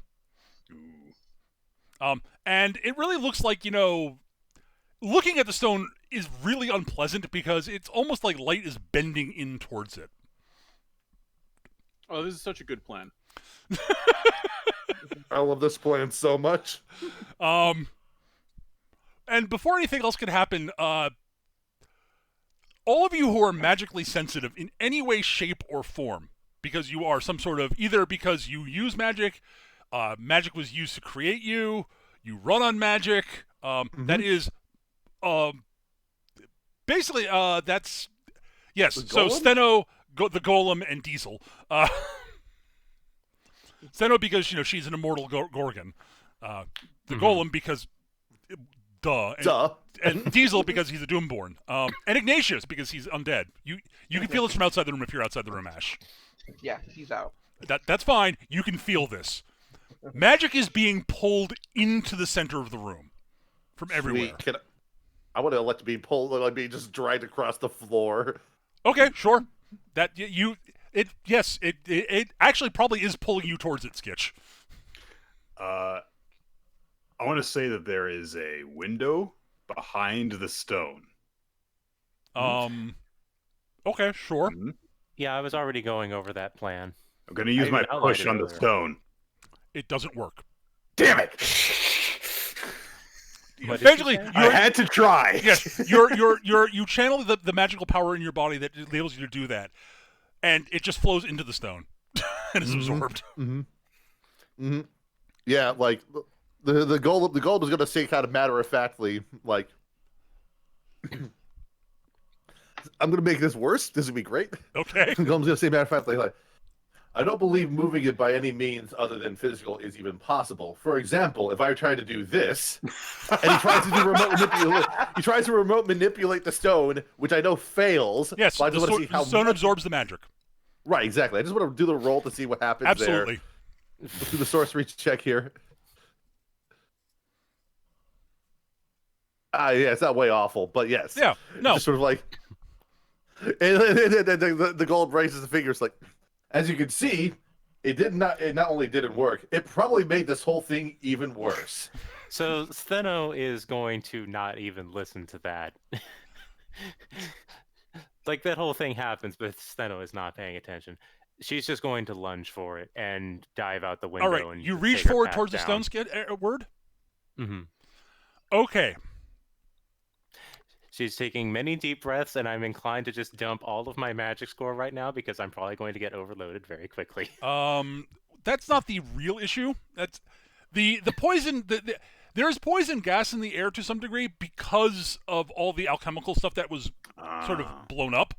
Oh, sure. That's not what I'm saying. I'm going to blow the the energy surrounding the stone right now.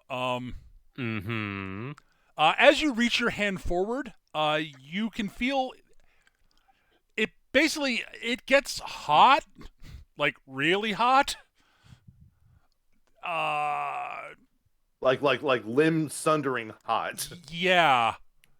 Like, congratulations, you now have cancer because it's radioactive hot. No, not that. No. No. Word. I don't think that's how that works anyway, but okay. Have you ever seen the microwave scene in Metal Gear Solid 5? It's more sort of like you're burning that's your hand 4. off. Yeah, and I regenerate, so I'll worry about that later. I'm aware. As you basically you see the flesh on your hand burning off towards as it's sort of almost being reduced to bone, and you're about to grab it as everything you hear an audible sort of everything just goes silent for a second, like literally everything just stops. You hear a snapping noise, and it feels like everyone in the tower, and it feels like everything is just falling. Is the Nexus gone? Is the tower gone? Well, you're it's still in the tower. You're not detecting a nexus of power at the moment. Oh, great. And then after about a minute of just feeling like you're falling, and like you can visually see everyone around you and such. There is no sound. You cannot make sound. Like you try talking, nothing happens. Is this for everyone or just Everyone? No. This is everyone. Mange crosses his arms and looks annoyed. If you try to talk, no sound comes out. I'm just imagining Iggy's having this weird existential crisis in that he shouldn't be able to talk at all anyways. He's a skeleton. And now all the skeletons are like, they're all there because they got let in. And he's just like, why can't we talk? What's going on? They're all just freaking out. Mange looks over at his minions and does that sort of, see what I have to fucking deal with gesture. But yes, it feels like you're falling. And it's silent to an uncomfortable degree. And then, with an audible sort of pop, everything's back to normal. Like, literally. The stone falls down to the table, basically. Just thunk. Seto, your hand is... The flesh in your hand is slowly starting to regrow. It'll be fine, like, in a day or so. Mm-hmm. I can want to have walk a it moment. off. Yeah, you have regeneration, which is why I was not that concerned about it. But your hand is not going to be functional for the rest of the day. And it's going to be uncomfortable for like a week. Fortunately, I did that with my left, and I'm right-handed. Fair enough. Sure. I'm totally okay with that. So I have a quick question then. Once things start to come to normalcy, apparently. Yes. Ley line detection might be important to check right now. Well, you are definitely back on top of a nexus. Okay. There's something odd about it. It seems there's something different about the nexus. Wait a minute. Is it a double nexus? Nope. How? Oh, wow. I look at the. Does the philosopher's stone still have like all It's a this rock. magic? Great. It's just a rock? It's just a So- rock.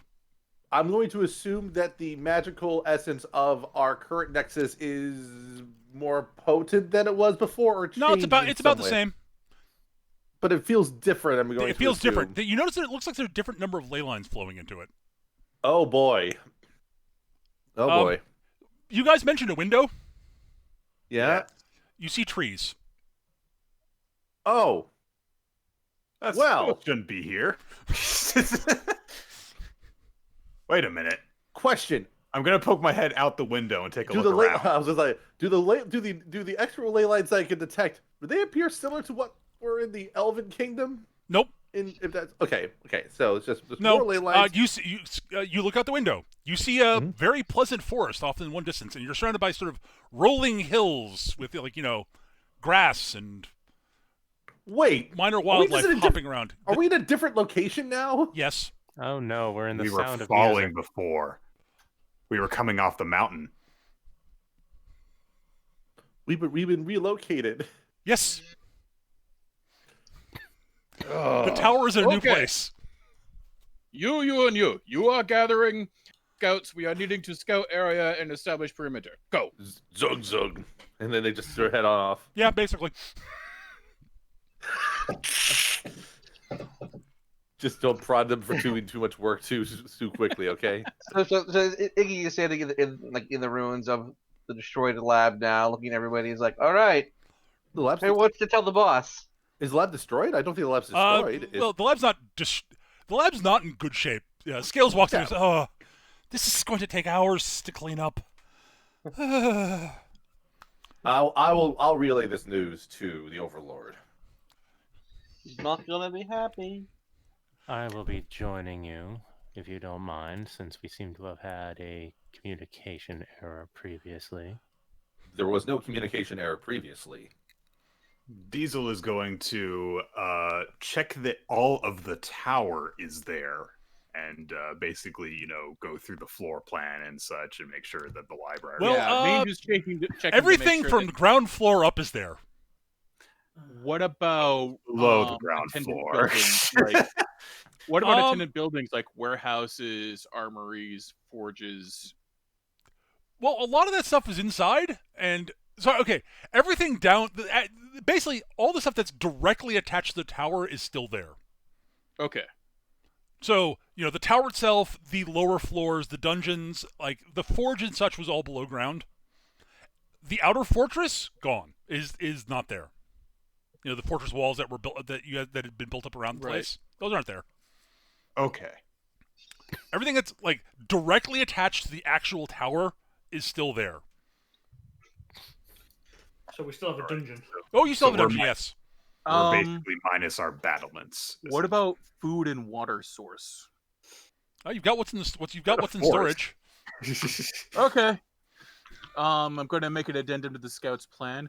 Find a food and water source. We're in a forest, so that shouldn't be too difficult. But yeah. Which forest are we in? That's the thing. That's a good question. You see trees. Of green. Green ones. Red roses too. Yeah, maybe. And you're sort of in a landscape of you're sort of out. There are rolling hills and such. It's very pleasant. Well, that's going to have to change. Mm-hmm. Not a lot you can do about it at the moment, unless you want to go find another Philosopher's Stone. Get the open. What if we took the tower and pushed it somewhere else? Because you totally were able to control it this time, so Mm-hmm. Yeah, absolutely. Just having a scan around. He's not the most geographically inclined in the party, but Zoggy wants to just have a look and see if he recognizes any landmarks from the forest where they were. Nope.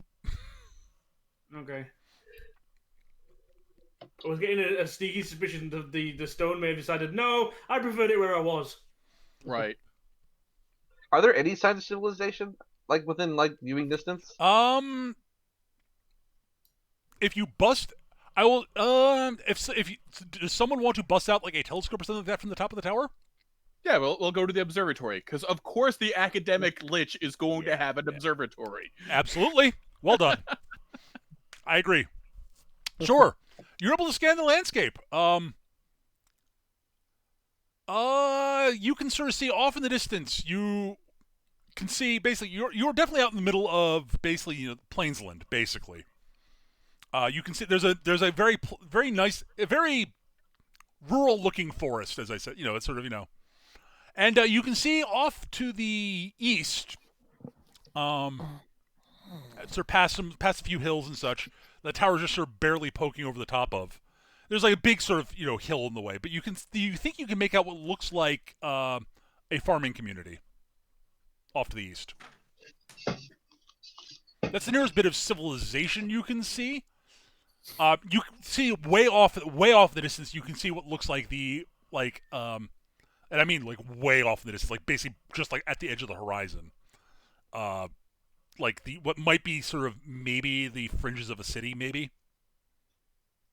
But it's hard to tell. All right. For the village nearby, not that Steno's the one looking, but do the occupants appear to be human or humanoid? Hard to tell from this distance. Fair. All right. They look mostly humanoid of something. They look bipedal. All right. I am going to talk to the boss, and I'm going to put together a scouting party to go to the village and to find out where the fuck we are, and see if they're friendly or hostile. That sounds like an excellent idea, Minge. Take whoever you need with you. Can I help you, Micah? Yeah. Kydrex is looking sort of a bit out of sorts. Yeah. The golem will report. Well, I have good news and ambiguous news. Why don't you start? Let's start with the ambiguous news, I guess. I don't know where we are right now. Okay. The tower is in a different location than where it has been before. That's unfortunate. Well, I guess that makes. Well, if the Philosopher's Stone had been made by destroying another nexus, maybe it returned it decided it needed to return its the power within it back to where the nexus was, and it drug the tower with it. Maybe. I don't know. Well, possible. It made me wonder what nexus was here. Oh, that leads me to the other bit of news. The Philosopher's Stone is no longer an issue or a threat for us for the time being. Well, that's something.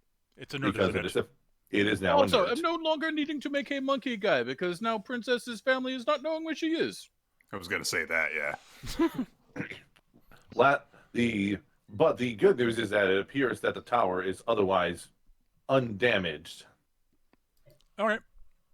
Oh, I'm needing to tell Doppelganger what is happening. He is going to go back and find nothing there. Very sad for him. Well, we'll need to. That's true. Gemini was en route out during all of this, so we'll need to find Gemini at some point. Correct. Oh, yes. Gonna be bad. All right, you discover one other minor issue. The scouts that you sent out initially, Eric. Mm-hmm. Come back and say, sir, we're going to need to get some ladders. I'll head out and see what they're talking about. Well, I mentioned the dungeons are still there and all that stuff. It's all above ground now. Yes. The dungeon levels are basically, the bottom floor of the tower now. Maybe it's all good just having machine to make easy. Oh, jeez. This is like the worst house relocation macro in Minecraft, just sort of like, oops, the basement's now the first floor. Yeah.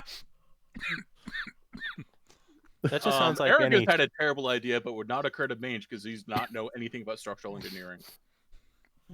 I have no idea what you're talking about. What do you say there, Win? I was going to say this just sounds like any major fortification structure that I make in 7 days. I mean, Eric has thought of this. It will not occur to Mange, but we currently have no foundation. I was going to say over the fucking tower. I have no idea what you're talking about, Eric. We're operating on voxel logic here, okay? As long as there's one block, it can support infinite weight, okay? Sure. That's what I'll keep telling myself as we die. Anyways. My one question is the tower on plains or on rock? Hard to tell at the moment. You have to actually. It looks like you're on top of. You're. I could go out and onto one of my snake paths. That'll get you down to floor level. Yeah, we'll make sure we get. Just give me enough to see, do I see grass under the tower or do I see rock? Do you see grass under the tower? All right, so the good news is we can just water the tower until it sinks in. I'm actually thinking we've got a magic core. We can have them do some sort of earth bending to raise the earth up to ground level so we have a foundation again. Actually, or sink the tower down. If someone actually, Kydrex actually it occurs to Kydrex at some point that we don't have it. If someone brings up the situation outside, Kydrex goes, "Oh, we don't have a foundation, do we?" I'm gonna go look up the earth moving rituals. Micah, could you and some of the magic core come up to the magical research library? We're going to need to do some ritual casting in a bit. Certainly, I'll rally the troops. I'll Dragoon Zaga into setting up ladders and a police system for getting mounts down so our scouts can move with speed. Wouldn't all the stables and stuff be outside of the tower? Steno will make use of. You her, do have storage inside, but yeah, go ahead. Sorry, Ward. I didn't mean to- Steno will make use of her proprietary pathing to help with the scaffolding effort. Mm-hmm. Diesel will take anyone who could actually help identify people on this list, who basically is not working on anything else right now, to go around the tower and basically make sure that nobody was left behind, save for Gemini. So, Okay. because he is familiar with approximately 12 people that he could do a checkup on, but Iggy knows everybody. He's talking to the members of the guild. He's like, well, all right, I will everybody. say there are good odds that there are at least some of the perimeter guards who got left behind. Mhm. Because there are people who do have to man the walls during Yeah. it'll be hard to get them back because you don't know where they are right now. We don't know where we are. That would be why. Yes, actually, you know exactly where they are. You're just not sure where you are. Yeah. They're not lost. The tower is, which is one of those things that really shouldn't happen. All right, so I do feel like there's a slight missed opportunity here. uh, If the tower is a Tower of Ivory, we should have teleported to an elephant graveyard. there was one nearby before. Also, you've lost your underground sea. Yeah. Which is a big source of food and or water. Well, food. Yeah. Well, actually, water too, because water purification eventually. magic does exist. So Yeah. Our state-of-the-art desalination plant was a risky venture that apparently has not paid off. Well, it was paying off, but at any rate, all right, Mange. Yes. So you're taking a squad with you. Yes. Are there any other player characters going with Mange to investigate the village? I would like to go as a player, but like in character, like that sounds like a terrible plan. I mean, it feels like given what's Steno would be better available, served it's going to hanging be around here. and Actually, honestly, you know given what's what? Never available for mind. guards, It it's going to be all monsters. It just occurred to me that Mange is terrible at diplomacy, so I'll go. Mange is excellent at diplomacy. Uh-huh. He has a very high intimidate skill that counts. Uh-huh. I'm certain the peasants will be thrilled to see you. All right. Of course they will be. I'm there to liberate them from their terrible lords, so that they get to own their actual land and production, and they will get everything they need as long as they share what they produce. No more of this being taxed into oblivion bullshit that happens in medieval times. God. We got a chance to save this world. We can't save ours. All right, so Mange is heading out. Steno's heading with him.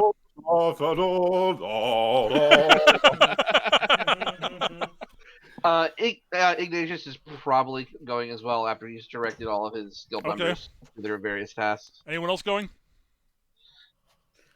Well, once we have finished up the roll call, so to speak, then yes, these will. Yeah, you're able to 75. Let's say 90% of the population of the tower is here. About 10% was out and about, which is about what was to be expected, really. Unfortunately, I assume that all of the people that we know have been named thus far in the campaign are still in the tower. Yeah. The prisoners, the princess, Scales. Other than Gemini, yeah. Right. Gemini being the exception. Gemini is the one exception. Yes. Okay. All right. Well, you head out to the village. Anyone who wants to go is there. I'm not. So yes, because you are player characters, you get to be. You get to do this sort of stuff. So it takes a few hours to get there. Honestly, it's not close. And I will say that it is. The one thing you notice is The one sort of small comfort you have is the tower has landed in something of a valley, actually. So it's got a bunch of pretty high hills sort of surrounding it, which is bad from a defensive standpoint, but it makes it harder to spot the tower. Terrible from a defensive standpoint. Mage is already upset and like unhappy about that. On the plus side, if you're not on top of the hills, you can't see the tower easily. You can barely make out the top of it if you know what you're looking for. I mean, we're gonna get like the earth moving ritual to like sink it into the land, and then we're gonna level these hills so we have a good killing field. I say just shift the hills under the tower.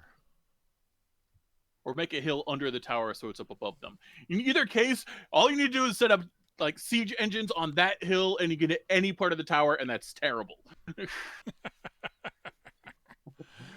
At any rate, so you come up on the village. As you get close, you see. Well, basically you notice that there's as you're getting closer, you can see what looks like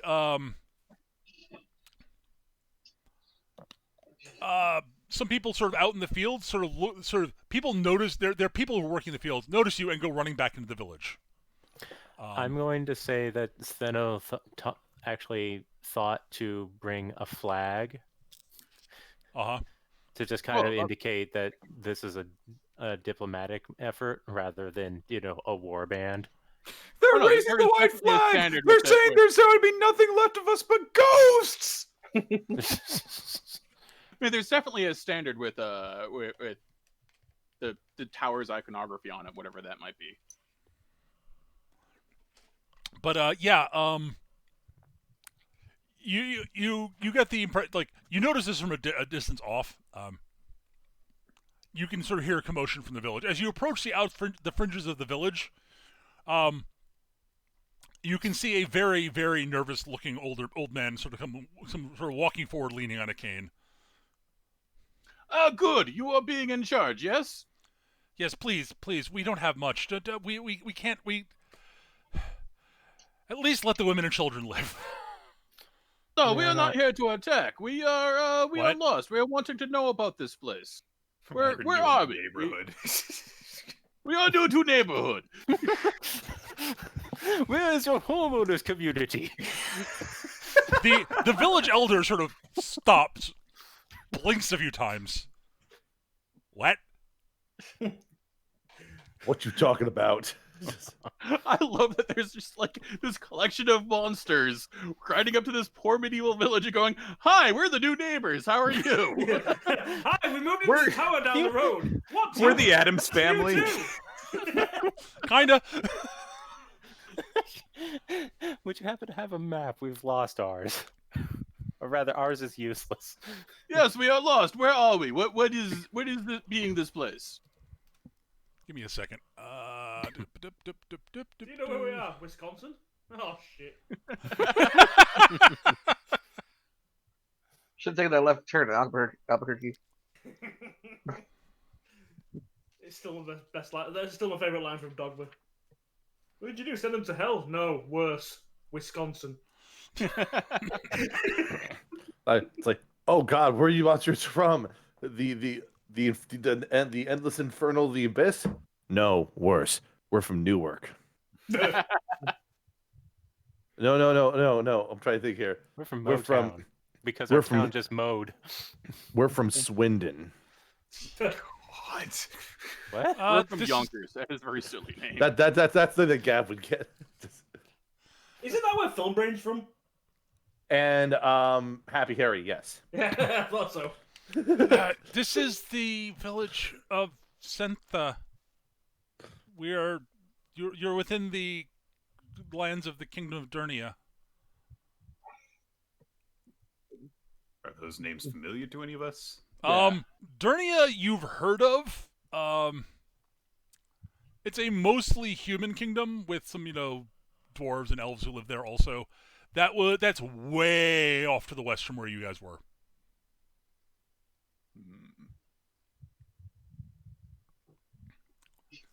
We are noticing the city way off over there. What is that? Would that be Derny itself? That would be the capital, yeah. And you are Thank having you. king there, or Yeah, what? King Aldrich. You are having kings here. You should be getting constitutional monarchy. Is much better.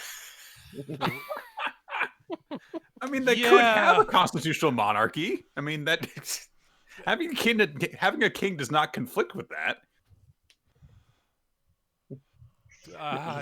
What the hey there. now? Yeah, he's like, no gods, no kings, only undead men. and giggle dogs. Senna sighs, and then just says, "Don't mind them. Oh, okay. They mean well."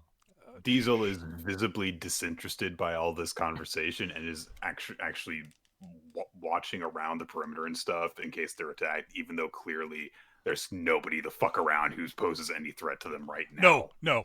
There are the closest thing to, like, you know, they you know, they've got some people who are clearly, you know, like they've got hunters, people who like go out and like there's like, you know, go out in the woods over there and hunt, but like, you know, they've got like, you know, hunting bows and the closest thing to, like, you know, actual like combat weapons are like, you know, daggers that the hunters have and such. And okay, actually, that's not accurate. The pitchforks the farmers have are probably the best weapons they have. Let's be real.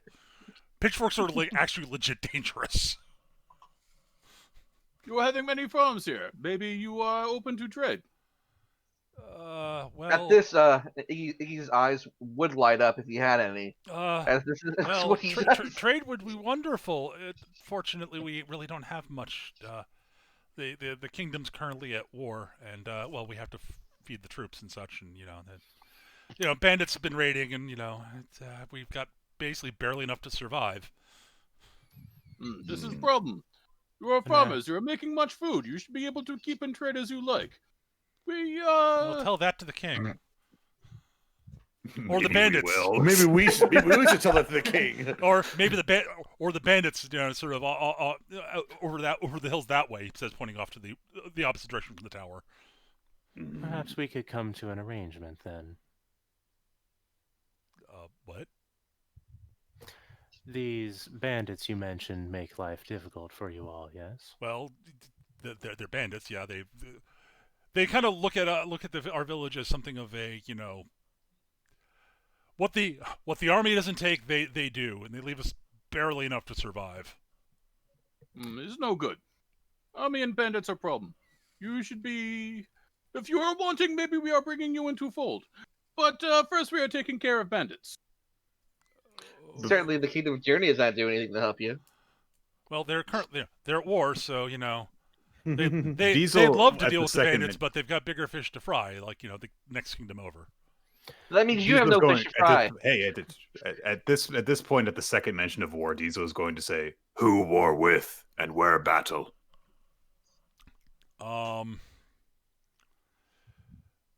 They're at war with the Iron Rod Empire. We're a bit off to the north.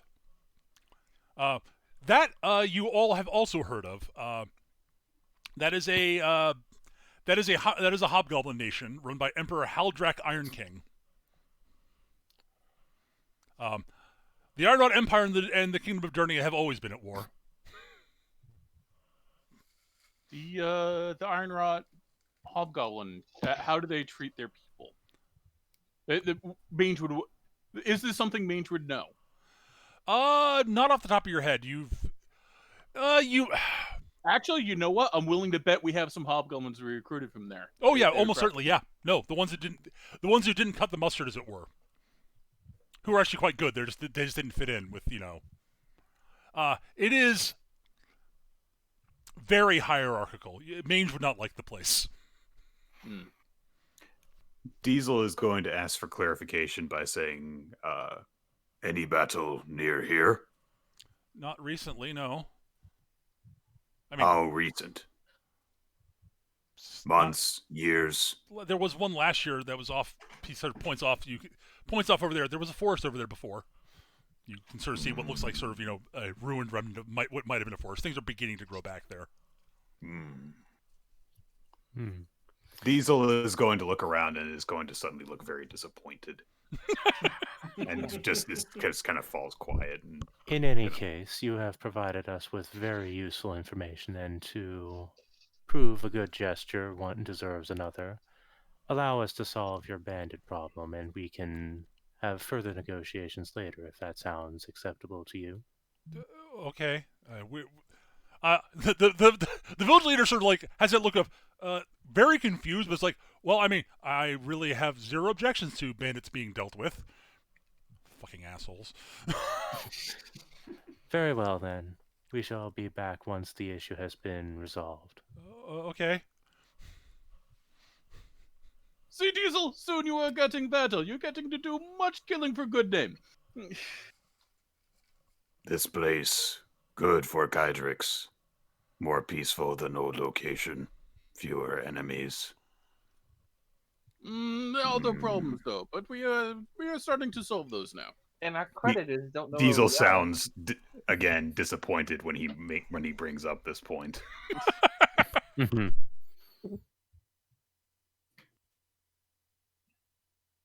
So I'm going to send a runner back to the tower, informing him that the village is A, peaceful, B, has issues with taxes, so we should annex it, and C, has issues with bandits that we're going to solve right now.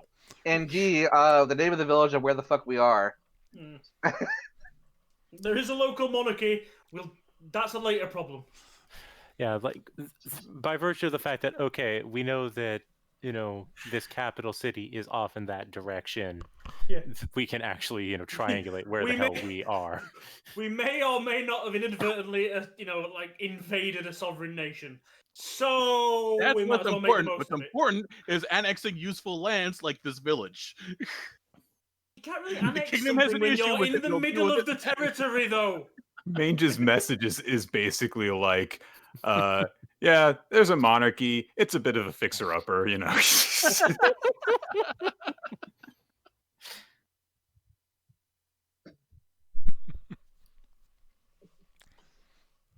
All right. So yeah, let's see. Pardon me.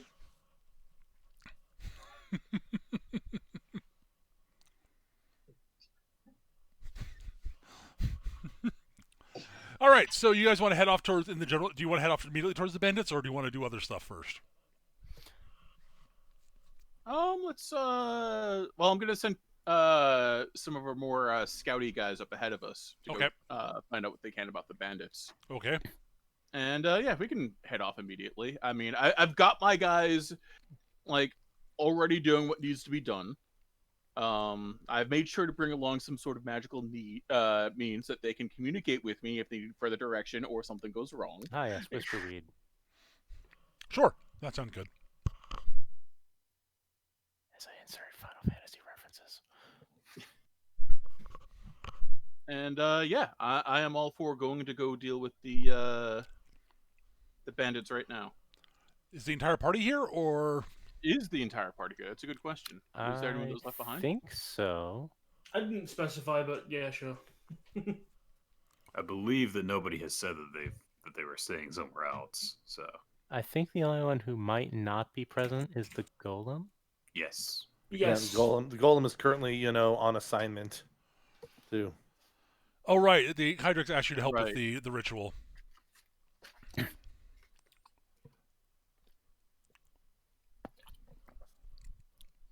All right. So, in the interest of making sure everyone gets participate in bandit elimination, we'll head back to the tower and gather up those that aren't there. Okay, sure. When you get back, the ground has been leveled up above. The tower now has a foundation. The dungeons are back below ground. Nice. Do they do it by taking the tower or raising the earth around it? I'm raising the earth around it. Personally, okay, excellent. That is the right choice. Diesel is going to go stop by the smith and pick up the shield that has been buffed out, and It is now decidedly partially sphere-shaped, almost as if it was like a hollowed-out sphere, and a part of that has been cut off. And he straps that to his back. Ah, yes. You're going to do the gummy bear, aren't you? I don't know what you're talking about.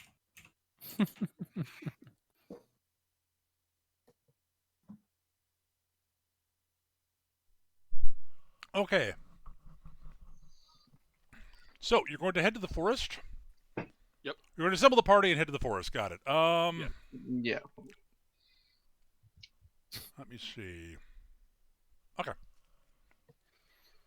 Mange is also thinking he might be able to recruit the bandits, but Can I just say that this is one of the most interesting Fire Emblem introductions I've ever seen?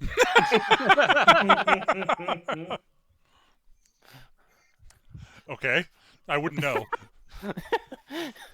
It's just like, oh, well, something has happened to our home territory that is very terrible. Oh, there's a village over there. They're being accosted by bandits. Let's go solve that. Nothing at all has happened to our home territory. We've just inherited an RV. A really big one. I'm going to presume that, our city-state relocating is a problem. it is a bit of a problem, not gonna lie.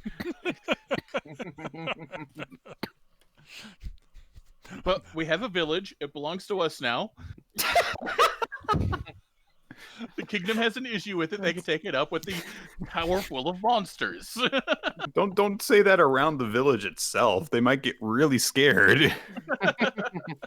Let's wait until we come to getting their, acceptance of that first.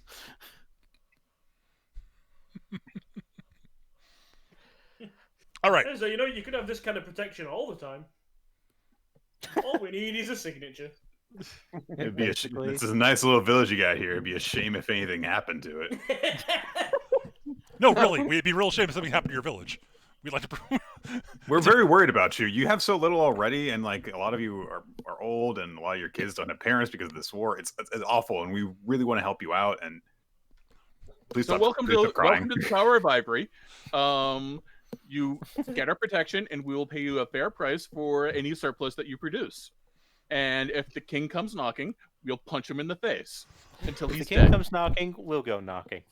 Yeah, we don't ask for taxes or anything. Literally, whatever you got spare. Like the only taxes you will pay will be for the public infrastructure that we will introduce. No. Such as better roads. We have And an aqueduct some as soon literature. as we figure out where we can start building one. If you would like some more details, we have prepared some literature that you can peruse at your leisure. And, Provided by our helpful golem. It's just a pamphlet that says, "Welcome to the Ivory Tower." There's just a bunch of monsters happily waving on the front. they're all holding hands in a circle. We made sure the crowd shot has at least one of each monster type residing in the tower. A lot of the literature, you open up the pamphlet, and there's a lot of different people of different monster races and stuff happily reading books and hanging out and stuff like that, but they're all wearing the same polo shirts. Yeah. And khakis. All their clothing can be found in the Khaki all their shorts. clothing can be found in the merch store that is located on by the nearest exit. Tennis shoes and ankle socks. Be sure to check out our Ultimate Frisbee games. For those without legs, we have a tail sock instead. Just one big shoe on the end. Not at all. It's just like a leg warmer for a tail tip. I did also kind of think of the I put the sock on me ghostly tail bit. Yes. All right. So, okay, you guys head out. You guys gather the party and head out towards where the bandits are supposedly hanging out. Okay. All right. The scouts report back. Just to triple check, Skitch, are you still here? Yeah, I just haven't had anything to contribute for a long stretch. Sorry, dude. No, it's okay. I just want to make sure you were here. I'm just feeling very slow today in any case. That's fine. That's fine. we're getting to a point where we're probably have to wrap up a little bit early, just because things have accelerated a little more than I thought than I mentally planned. I was like, I've got all these plot points handled, and you guys handled the. I'll put it this way: you guys handled the introduction to the village better than I was expecting, which is great. I love it. Well, you also kind of warned us that something might happen involving teleportation. I did. Wasn't really expecting that we were taking everything tower to be ready to moved. move, not the tower. Well, I will say this: my original plan was different, but then I had a better idea.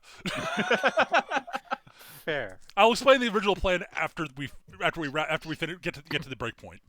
All right, so you guys go on ahead. You send some scouts ahead to scout the bandit place out.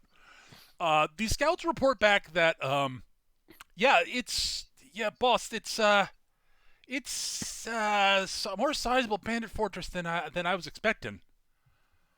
Looks like they're looks like they got their fingers into a lot of villages in the area. Good, more to bring in twofold. They've got they've almost got like a fort built up. Looks like the ruins of an old some sort of old keep or something like that up behind that forest over there. That they've sort of built up, sort of fencing around, and looks like an old tower or something. I don't know exactly what it is.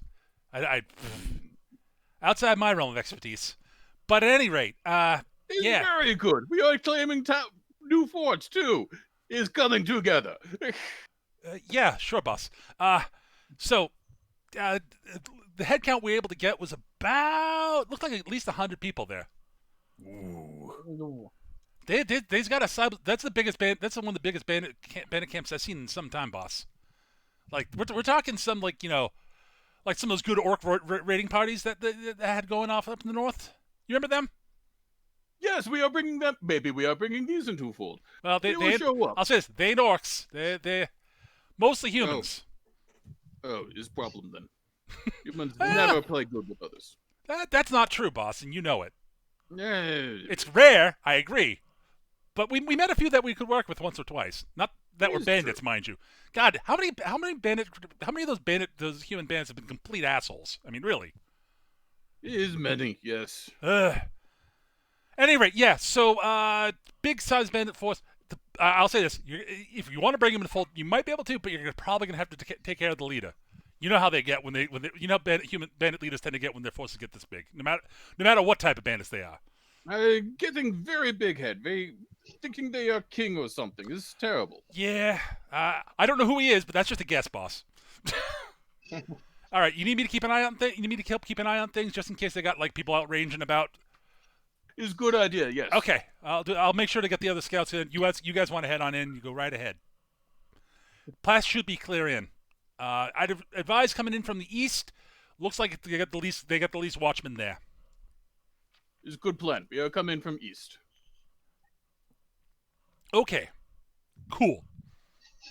The goblin scout vanishes back into the underbrush.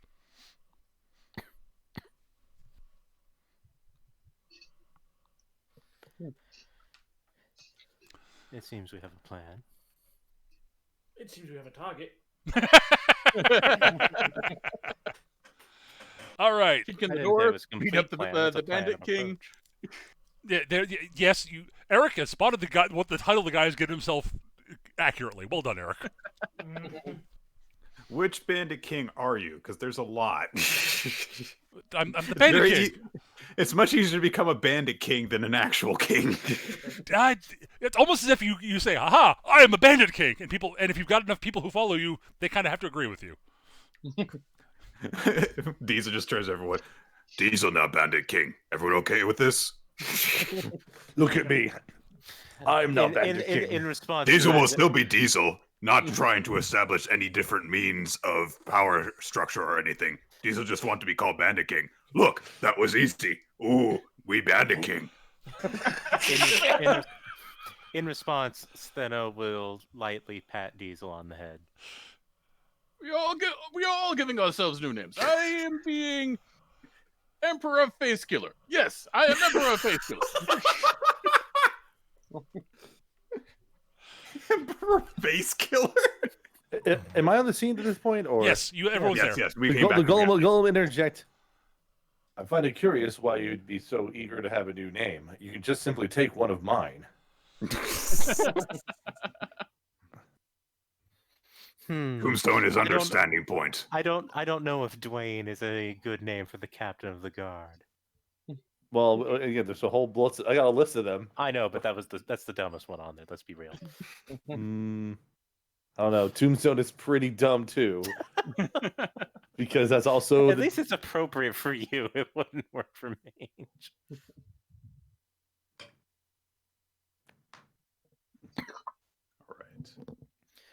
All right. In any case, I think we're going to begin our. All right. easterly So, what approach. is your approach you're going to make when you come up on the bandit fort?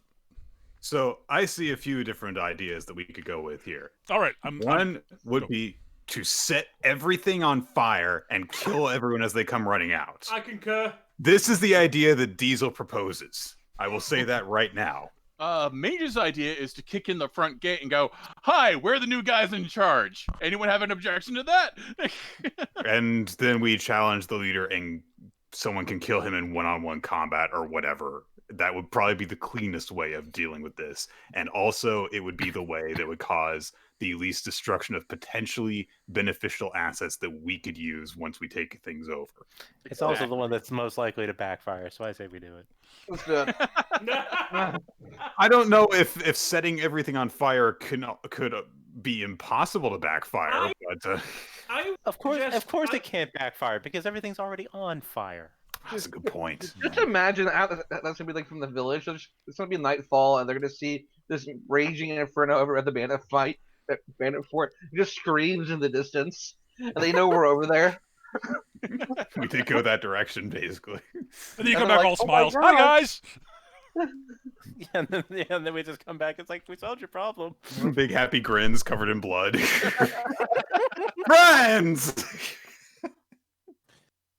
Great. What was that, Gav? You were saying something. I was going to suggest possibly a combination of A and B. Have myself and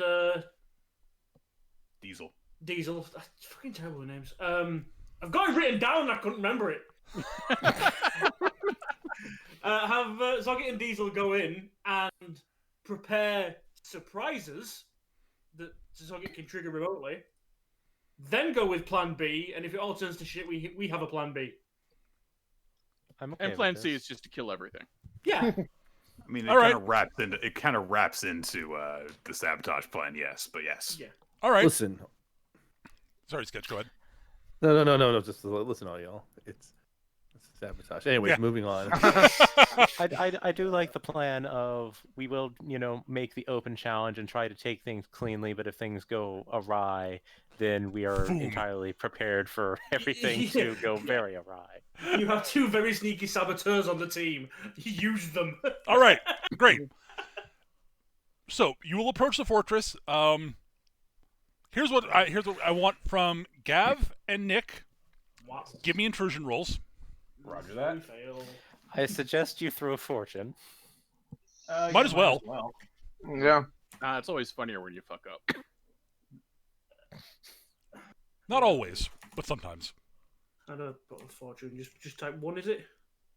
If it asks for what's asking fortune, just add 1. Yeah. Yeah, it's a good thing that I threw that on there. All right. Diesel, you are able to sneak in because you rolled well enough to beat. None of the guards on the outside are named characters, so you do beat their pass. You do beat their notice skill. You rolled well enough that they don't notice you. Zoggett is like the wind. Like Zoggett was there one moment and is gone the next. Somehow your hair is now messed up. Like there's a brief little sequence of Diesel, dashing between shadows, swinging over awnings and stuff like that. And then he looks around, he can't find Zoggett, and he looks up, and Zoggett's like 3 rooftops ahead of him. Like, Yeah, basically. He's using the arm as a grappling hook. Yeah. Batman style. God damn it! It's Bionic Commando. Yes. That's for my next guerrilla warrior. Bionic Mando. Oh, there we go. Oh. Nice, Eric. Nice. I like it. All right. So the two of you do infiltrate and will. go ahead and give me a sabotage rolls now, so I've got that ahead of time. All right, might as well do another fortune on this. Yep. Sure. Oh dear lord! Oh, God. 25 by Diesel and 20 by Soggett. Holy shit! And I exploded twice on the positive roll. you almost Nice. exploded on a negative, which would have been You've achieved the impossible, Wyrot. All right, I'm gonna write cross this that down. threshold. You've somehow gummed up the works of the wheel rolling down the street, so then now it explodes. I have like, It's like you somehow. look Go ahead. so you look at a brick wall, and somehow you're able to, make the brick wall fall apart under its own volition by tapping it at just the right spot. All right, well, you Diesel guys has somehow rigged it up so that if he literally snaps his fingers, everything will blow up. Like, As he's walking away, because this is an action movie. right. Well, I will say this: yes, Zoggett and Diesel have set them up the bomb. We have prepared the recipe. All their base Oh, no. belong to you at this point. Jesus Can I Christ! just check before while Zoggit's setting things up, because they mentioned that they're they're inhabiting a tower. Yep. Is this anything like our tower? No. Or is this just an old like? Okay. It's an old sort of medieval castle, ruined medieval Right. castle. Think like the abandoned ruined castles that the bandits inhabit in Skyrim. That visual, like Or the one down the road from me because I live in a medieval. fair enough, Gav. Actually, valid point. Except they've built like wooden sort of picket fences. Not picket. Yeah. Spiked fences outside. They had spikes pointing outwards and there's just bottles of shitty beers in the yard and stuff like that. Standard. Probably actually. Is there broken and emptied kegs thrown about? But yeah, it's an old weather-beaten tower with like moss growing on and shit. Cool. That's What something I was just happened to it making ages sure we ago, weren't blowing but up something too important. oh god no. I mean, it's if you spend some effort in fixing this up, it's a defensible fort. Yeah, the walls have holes in them currently, but like you bring in a good stonemason and few mages with some cleaning spells, this place can be brought back into shape in a month or two. Awesome. But yeah, so also Gav, since you rolled a 15 on your intrusion, you are able to find the Bandit King. You're able to find his room. He definitely has the most opulent room in the tower. He is currently lounging in there with some of his assistants, sure. Consorts. Pick your term, what you want. They don't seem super happy to be there, but Oh yeah, you're so great. Yeah, this is the best time of my life. Yeah, sure. He is It's cold. Can I have a blanket? No, brass bikinis only. He is, but the Bandit King in question is a fairly sizable human, sort of barrel-chested, long scraggly hair, unkempt beard. You can see sort of a suit of armor off to the side. He's not currently wearing it. But he does have a sword. His armor. If you want to apply your sabotage to it, I probably will allow it. I was thinking about just dragging him straight out the fucking window if he's up the tower. If you want to try, you could do that, Gav. But I would like to save that for next session. It would be hilarious if you did that as everyone else kicks the door down. That is my plan then. Zoggy is going to end things for this week by preparing his arm, taking aim, and preparing to fire. All right. He's gonna use the grapple shot to basically drag him straight out the window. Yeah, he's a big barrel-chested dude wearing a crown. It's a crappy. It's a quote crown. I'm grabbing him by the fucking head. All right, that's going to do it for this session, folks, because I got to prep for when you guys storm the tower. Throwing him out the window will not be the end of it. That's all I'm going to say. No. But yeah, that is going to do it for this week. Skitch, it's your turn because you're next down the list. No, I rolled last week. Oh, you rolled last week. thought. Ash, you're next on the list. Ash, would you roll me the awesome up die? All right. Roll Roll a low. D6. Roll up. Straight D6. Yes. You guys awesome up. One. Awesome. Well, then. Well, you awesome up again because that's all right. I was not That's expecting the that. rules, because that's the rules. Them's the rules. Is Yeah, this we our have a- third awesome up? Do we get to raise This is our... technically your third. Yes, you don't get to Oh, the is it? super awesome until the 5th. Yes, you Oh, started okay, with okay. 1. Oh, right, yeah, of course. To start with the free skill, basically. Yeah. Yep. Every 5th awesome up is the big one where you can increase a big skill, like your combat values or what have you. Okay. But yeah, that is. I feel like I'm forgetting something. I was going to say something. Like your closing remarks about where people can like watch you, find you, et cetera, et cetera. Right. Thank you. Yes. Thank you, everybody, for watching. I hope you guys had fun. Follow, like, and subscribe. Yeah, if you enjoyed the episode, feel free to give us a like and a subscribe if you're watching on YouTube. The episode will be going up into Podbean in MP3 format later, which is podbean.com. Hang on, I think /MechaGM. Like, almost certainly that's what it is. Like everything. Everything's. If it's Podbeam, it's probably mechagm.podbean.com. That seems likely. Hang on. Well, that made my earlier indecision kind of meaningless because now I just have +3 to yes, all damage. mechagm.podbean.com. Is where you can find the recordings of this in MP3 format. It'll be up on YouTube, as I said. And yeah, we record this Tuesday afternoon, starting around about 2:30, 3 p.m. Eastern. Wednesday afternoons. Wednesday, yes, that's it. That's the day. Wednesday. Days are a thing. Days are a thing, and I remember what day of the week it is. Time has no meaning. Lunchtime doubly so. But yes, Wednesday afternoon, starting around 2:30, 3 p.m. Eastern on twitch.tv/mechagm. Thank you, everybody, for enjoying. I hope you guys had fun, and we'll be back hopefully next week. Take care, everybody. Yeah. Bye. See ya. Bye-bye.